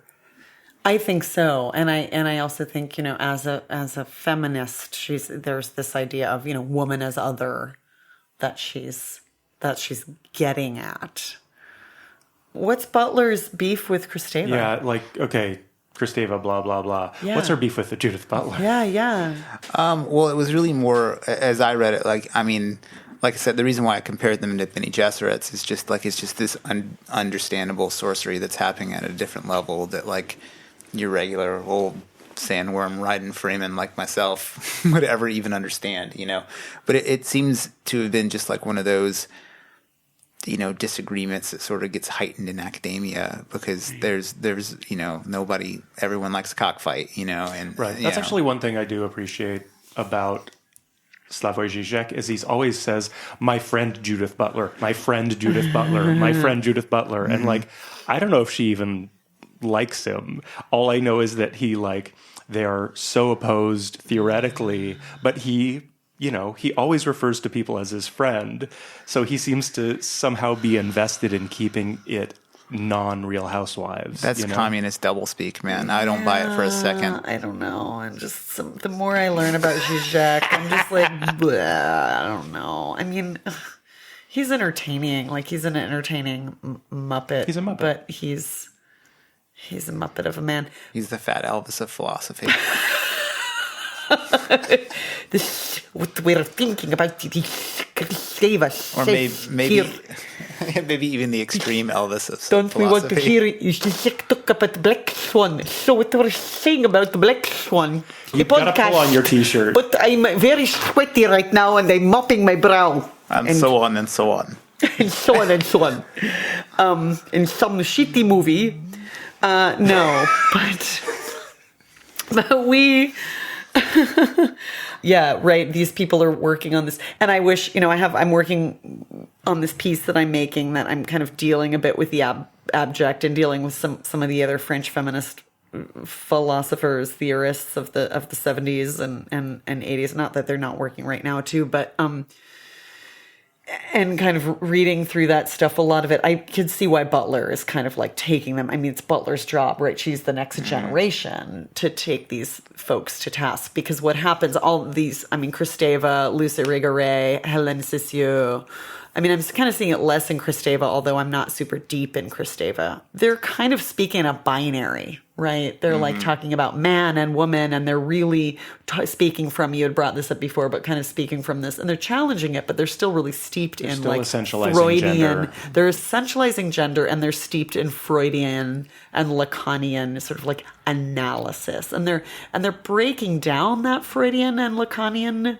psychoanalytic model. I think they're using it and breaking it down. But then Butler comes in and is just like, okay, let's like blur this binary, and whatever this capital W woman is that you're talking about, like she's here to kind of dismantle and trouble that.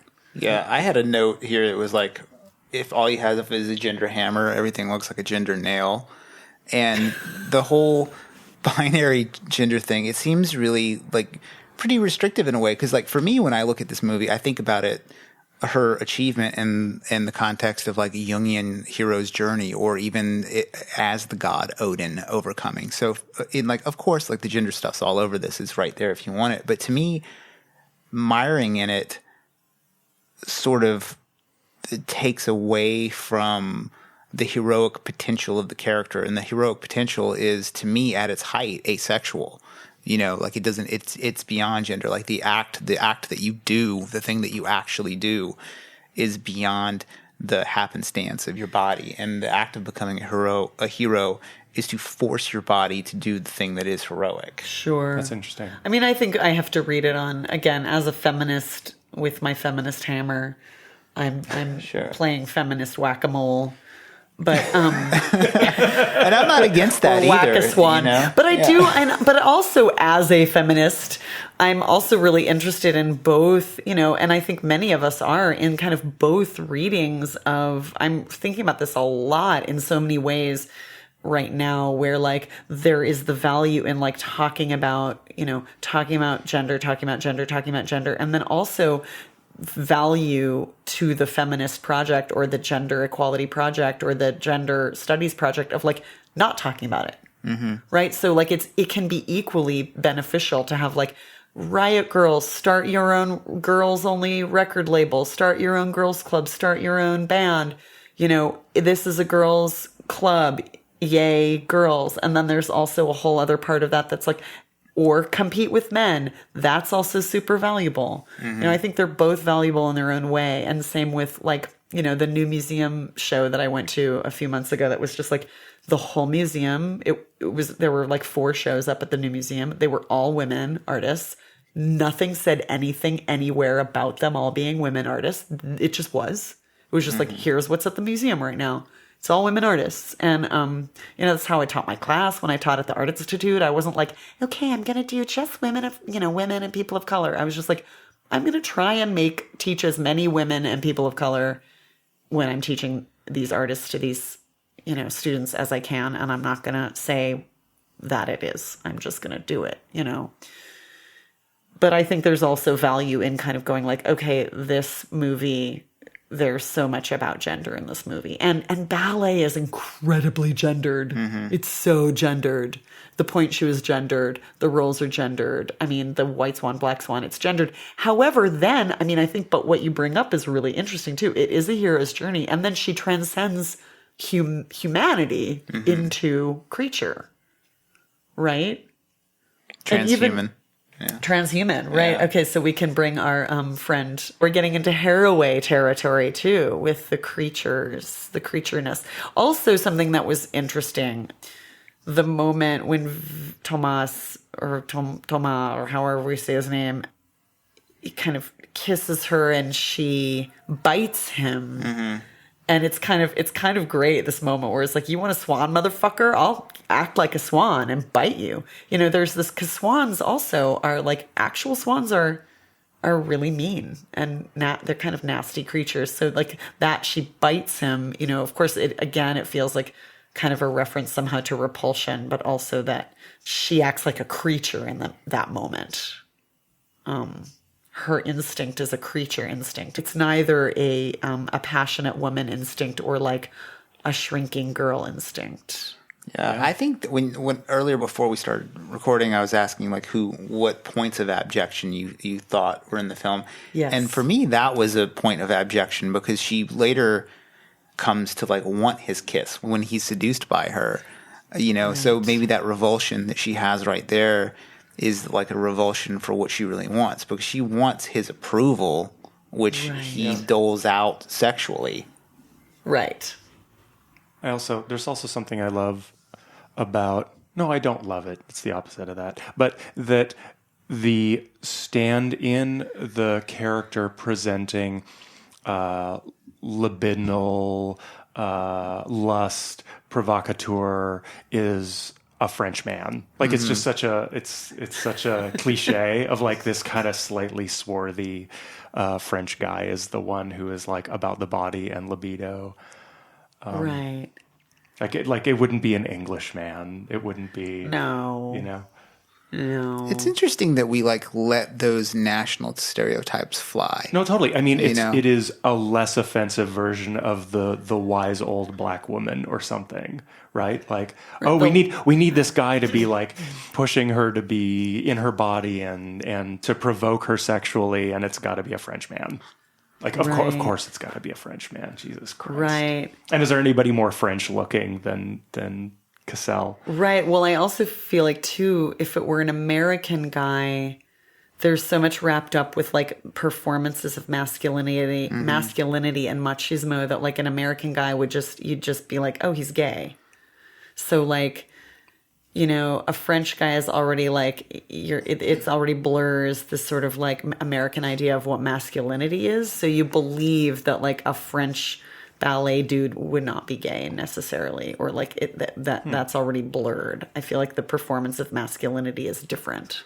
I feel like when I in preparation for this episode, I watched and studied more about the ballet than I ever had before. That's great. And I was looking at it and I was like, man, this is really cool. And I was thinking about if I had been exposed to this at an early age, like I may have even been interested in it, because it's like, I remember a friend of mine went out for the cheerleaders, and we boys' school, and the cheerleaders were from the girls' Catholic school, and we're always like, "What the hell are you doing?" He's like, "Next game, watch where my hands are." Mm-hmm. And like, so there's like, because your hands on somebody's butt and you're holding them up, Totally. And I think like, but beyond that, just the physicality of it, man. Those dudes, the ballet guys, are shredded. They're shredded. Yeah, I mean, it seems pretty interesting. And but where I was going with it is like the idea of like this masculine role. It does have a little bit of difficulty in the ballet world, I think partially because so few people know about it. But there's a really interesting YouTube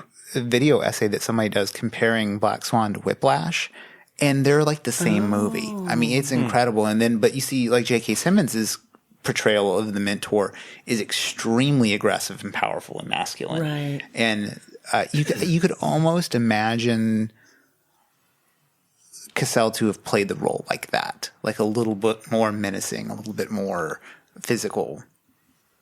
Although he is quite physical. He is quite physical, and I mean, all of that exists. I mean, all of that, like, I was quite lucky in my ballet training. I had sort of my more fucked up teachers were women, and they weren't even as fucked up as teachers can get. I mean, I've heard a lot of horror stories, but I had really wonderful, generous, smart male ballet teachers who were not about like, you have to lose weight or embody this thing, I don't know. It was really like, name this composer. There was kind of this full kind of almost Renaissance-y education that they were handing out that was really great.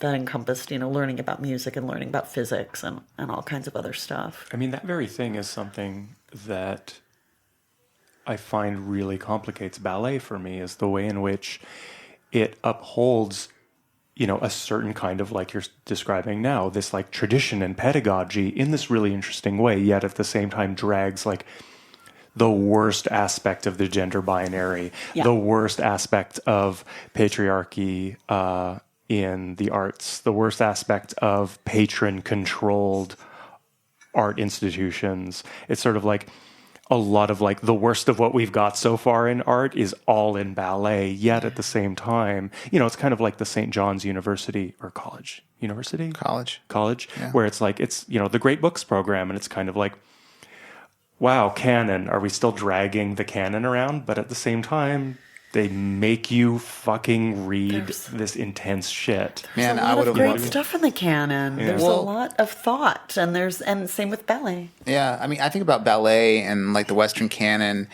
I think of it like a 500-pound deadlift. That's 500 pounds no matter what. You can pick it up or you can't. And that's, I think, the value of canon is that it is this weighty, heavy thing that you're forced to interact with, and like you define yourself against it, not necessarily like, oh, I have to do it. I had to read these books and they sucked or whatever. I think that a person of intelligence should be able to read a canonical text and get something out of it, like even if they're in disagreement with it. Right. Yeah, for sure. And I mean, there was a point at which, the thing with ballet is that it does give you, if you come out of it relatively unscathed, which few do, but if you do it long enough to get some good training before it fucks up your body, then it is an amazing basis of training. Mm-hmm. But also, I think the problem is, ideally, you give your little girl ballet lessons and she gets exercise, good posture, learns, self-discipline, all these things that we tell ourselves ballet gives you. Like those are all the good, that's all like the kind of like positives and, strength and grace and motivation and all of this stuff. And but the bad side is like eating disorders. But also it's sort of like, God forbid your little girl, and I'm saying girl again, because it's very, because boys, if you had started ballet, you probably would have been encouraged and, would have a career, a lot of, there's so few men in it that like actually most men who do it end up getting, having a relatively good experience. Probably work at least, right? And getting work. Yeah. And getting work, often more work than they can possibly handle. Slinging and dick. Getting hella laid. Hella laid. But what I was going to say is, God forbid your kid is like, falls in love with ballet, but isn't that nth of a percent of people who's going to be really, really good at it. Mm-hmm. So, and that's most people. So most people are like, who fall in love with ballet are relegated to the core or told they're too fat and relegated to, either a lifetime of like trying, or, they fall in love with it and then they quit because they were told all these things. This is admin. Oh my God. Kidding. That's a terrible. No, it makes There's some amazing, God bless every arts admin person I know and love. But yeah, it's the heartbreak. Like you fall in love with ballet and then that's where it ends, or that's where the bad stuff starts. Well, it's amazing to me that it it can just not love you back. It's very unique as an art. Doesn't love you back. It's unique as an art form, and like you could be into guitar, love guitar playing, and back to that 3 chords and the truth thing. Like you could make a go of it, right? You can't make a go of ballet. I guess you could just backdoor out and become like an Instagram yogi and hawk supplements online, using your flexibility and thinness to advantage. But like to be in ballet proper, you have to be part of this machine. Otherwise, there's no place for you, unless you do something weird, like carve out some interesting like punk rock dance Become career. a drag queen dance maker. But you did that in almost against ballet. For sure. For like sure. Yeah. I will give ballet, or people who take ballet only so far, something, which is I find a lot of women who have a history in ballet have a presence that is unmistakable, that have a certain sort of, it's a posture and a demeanor and a self-control that is suspect for why it is and how they got there, but at the same time, it is a kind of, and I'm going to totally use like gender essentializing language, it is a kind of female power that is very particular and very strong. Like a beautiful ballet trained / composed woman holds power in a room. It is a performance of femininity, as our friend Judith Butler would say. And it is. It's real. It's real. It's real. It's real. And this is why I also say ballet is drag. Yeah. Ballet is like, it's geisha training. It's this stylized femme performance, but that does hold a kind of power. But male ballet trained people, also.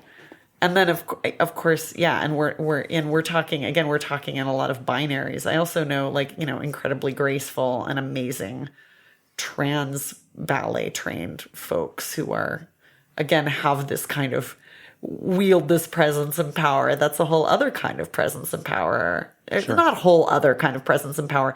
It's still working inside this tradition that's incredibly binary, but then using that presence and power to kind of transcend in a way that's very beautiful. Well, I think excellence is like the handmaiden of power. I think a lot of conversations about power, like you have it, I don't have it.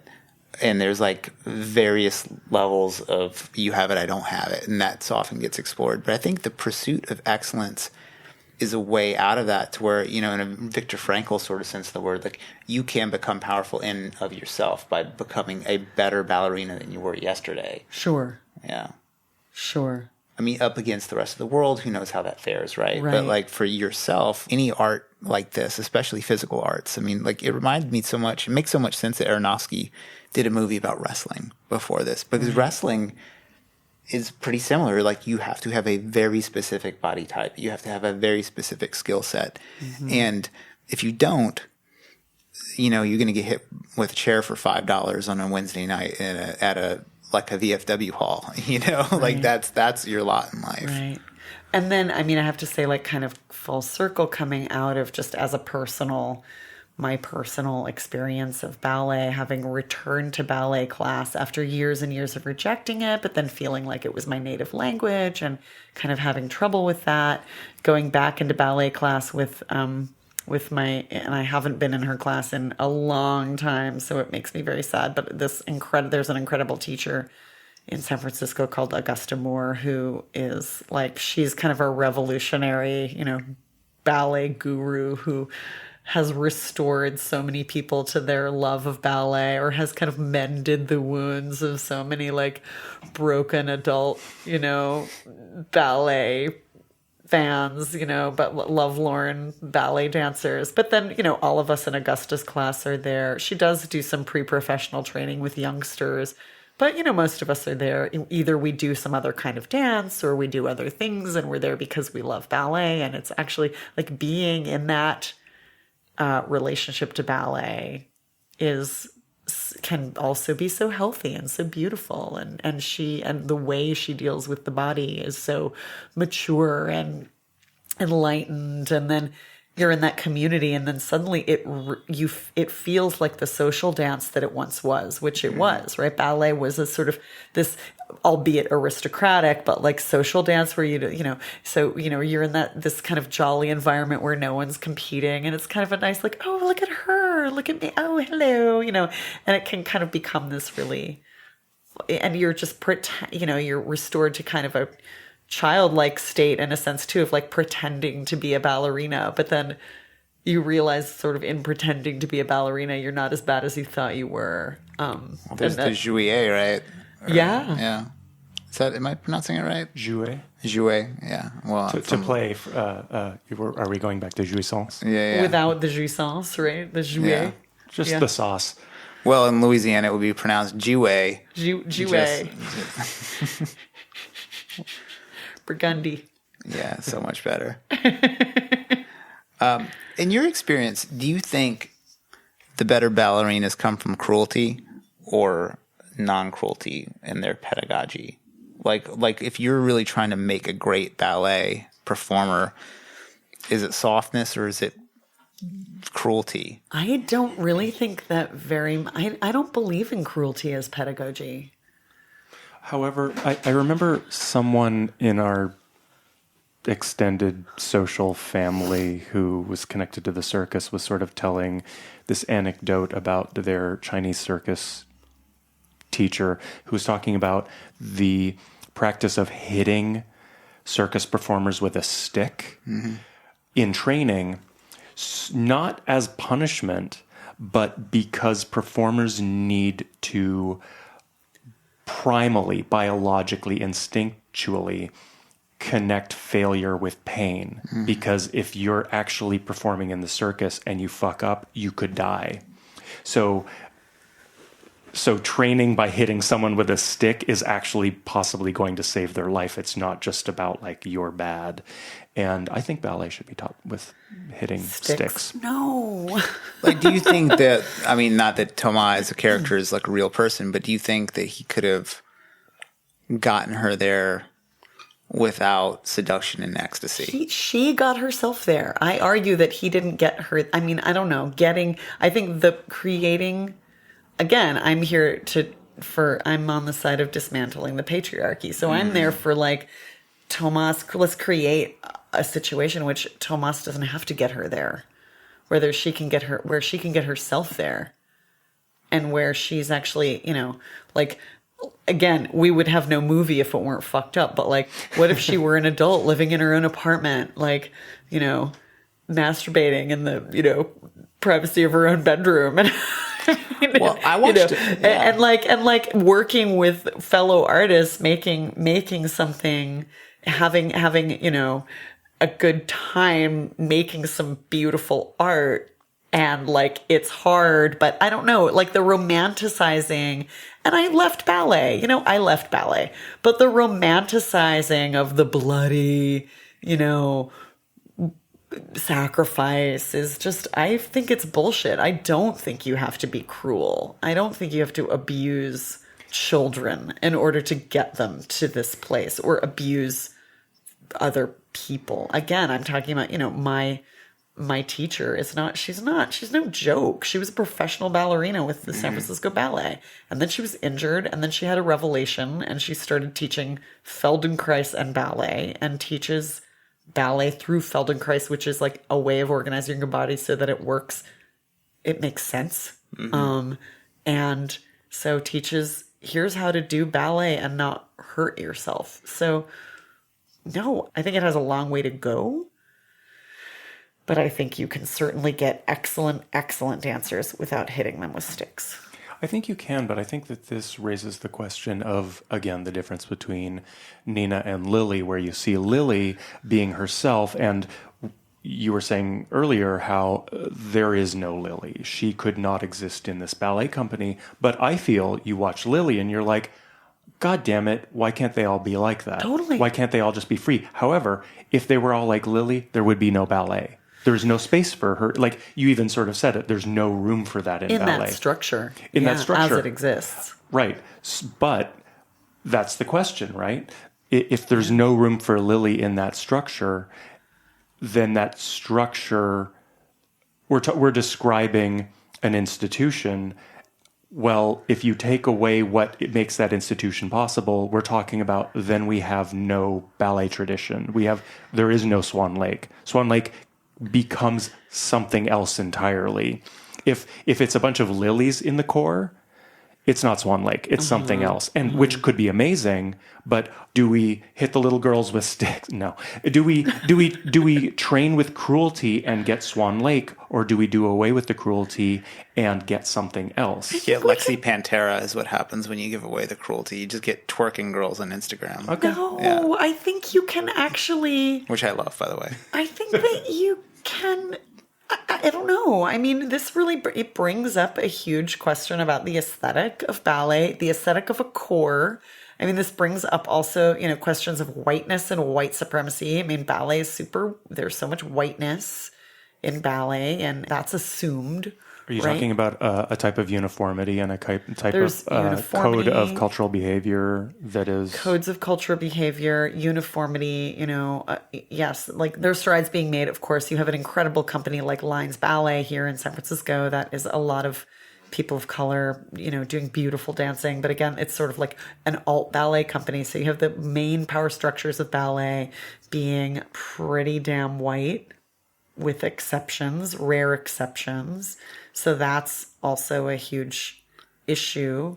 But I mean, I do think you can, there can be a mutual agreement around the project of ballet. Like, okay, we're going to put on Swan Lake, and we have this training, and we're going to be the core, and it has to be perfectly in unison. And what is that? But yeah, I mean, I don't know. It's a real question, because ballet, where does it end? Where does the aesthetic of ballet end and begin? Because it's so dogmatic. The margin for what makes for a big or heavy ballerina, is so minuscule, and what makes something bad, it's just this minuscule margin of error that doesn't allow for a lot of freedom. Vice Munchies had an interesting ballerina video. It was basically Vice. What's that? So Vice has a show called Munchies. It was just about food culture broadly, and sometimes they do something like what a bodybuilder eats. And this particular episode was what a ballerina eats, because I was kind of curious. I was like, how anorexic is ballet stuff in general? Like, because I'm looking on one hand, like you hear all the stories of girls throwing up, trying to be small, and then on the other hand, you're like, I'm looking at athletes, and there's a power to weight ratio thing. It's like, can I get my leg up this quick? Can this dude hold me up with one hand? Yes. So there's like actual like physical requirements for those body types. Sure. And I was really surprised at like how reasonable this woman's diet was. I mean, it seems like she might be the future. Like this whole like, is it cruel and starving, or is it like kind and body positive? Like it seems like her athletic science approach is the correct approach, because she's eating a pretty reasonable 2,400 calories a day, except for a couple weeks out when she's trying to get into fighting weight, which is something that tons of performers do, and it seems like that's not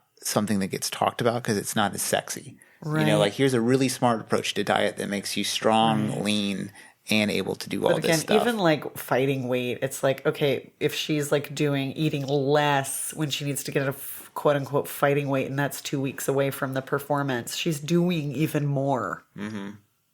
So, she's rehearsing even more. So again, I sort of like, I want to know what she's eating. But no, I do think the reasonable is the future. Injury prevention, Pilates, Yep. All of this stuff that's like making ballet as healthy as it possibly can be, therapy, etc. But I don't know. I mean, I'll sort of, I'm suspicious of it. Yeah. But because I do also think they probably found someone who has a very ballet friendly body and metabolism. Mm-hmm. Some people are just that skinny, and some people's legs go naturally, up to their ears without as much work as another person. Some people have to, it's a struggle. So I think I still think it's putting your leg up. I think it's complicated. I think it's complicated. Do you think that this film makes ballet look good or bad? Amazing. I think it makes it look like something everyone... hasn't there been like an uptick in like, ballerinas enrolled in school? No, I don't know. It's like what Top Gun did for the Air Force. Yeah. Exactly. No, I think it's super dark. I think it makes ballet look absolutely dark and bleak. It is a horror movie about ballet. Oh, we didn't even talk about Suspiria, which, is so not so fake. But no, I think it takes the darkest and most horrifying aspects of ballet and highlights them. So again, it's not all dark and horrifying like that. Yeah. So I definitely think it makes ballet look no fun at all. I thought something that was peculiar to me was Aronofsky was talking about how little help they had from the ballet world, that it was actually fairly impenetrable. And the reason why the Red Shoes look so much like Black Swan isn't so much because, there's parallel thinking, but that ballet has just not changed at all since both films were made. And from an outsider trying to make a film like this, ballet itself doesn't want it to happen. Do you think that's true? Or I do. I mean, I think ballet is really protective.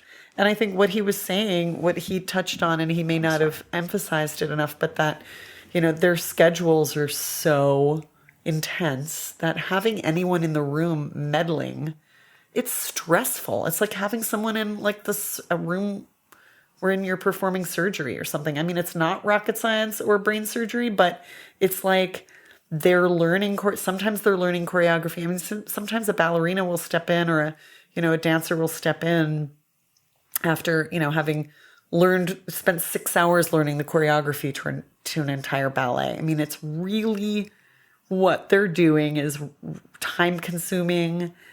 They're doing it on a shoestring. It's one of the least, ballet is the most funded dance form, but like dance in general, like one of the least funded forms of art. So they're not making tons of money. Their time is money.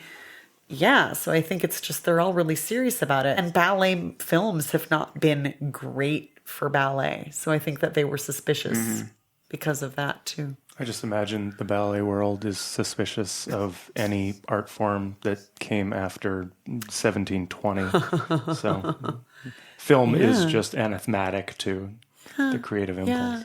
If you could become a monster by doing ballet, what sort of monster would you want to become?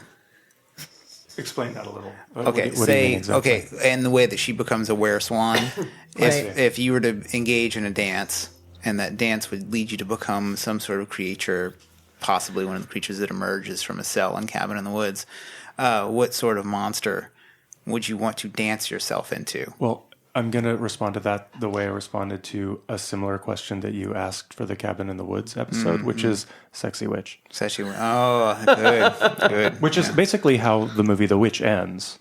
She goes to the ritual, and then she floats up, and you just assume she can fly. And she becomes a sexy witch. Yeah. Chad? Sexy kaiju. Definitely a giant monster of some sort. I could see myself spinning around until I became a huge reptile and just stomped the shit out of San Francisco. Until Ultraman pounds you back into the bay. Please, he can't even have any of this. Totally. I would have to say like a butterfly version of Mothra, like a butterfly thra. So you guys have the same answer. You're going kaiju as well. Is that kaiju? Yeah, is like kaiju a giant monster. But a flying one. Oh yeah, is kaiju a flying? Yeah, if you would like to fly, you can. You can do whatever. All expressions are allowed under the banner of giant monsters. Yeah, but yeah, I think a flying monster, some kind of flying. 32 perfect fouette turns into. Actual Swan is not bad. Also faceless ballerina monster from Cabin in the Woods, just pretty would good. Terrify people. Yeah. Like if she can do those 32 fouette turns with no face and then horrify the funders. Just eat the patrons. Totally. That sounds like a plan. I would also accept twerking into the xenomorph from Alien. You're off the rails now. It's just Twerking alien is not an option. Well, you haven't seen Alien Covenant yet. Sorry, spoilers. Is Lexi Pantera plays the xenomorph? No, but it's spiritually, no. All right, let's fade to black and roll the credits. Thank you so much. Thanks for coming on. Yay. That was fun. That was like by double fun. the longest episode we've ever done. All right, Mr. Editor, get to work. All right, so I didn't give shout outs to my collaborators on my upcoming show.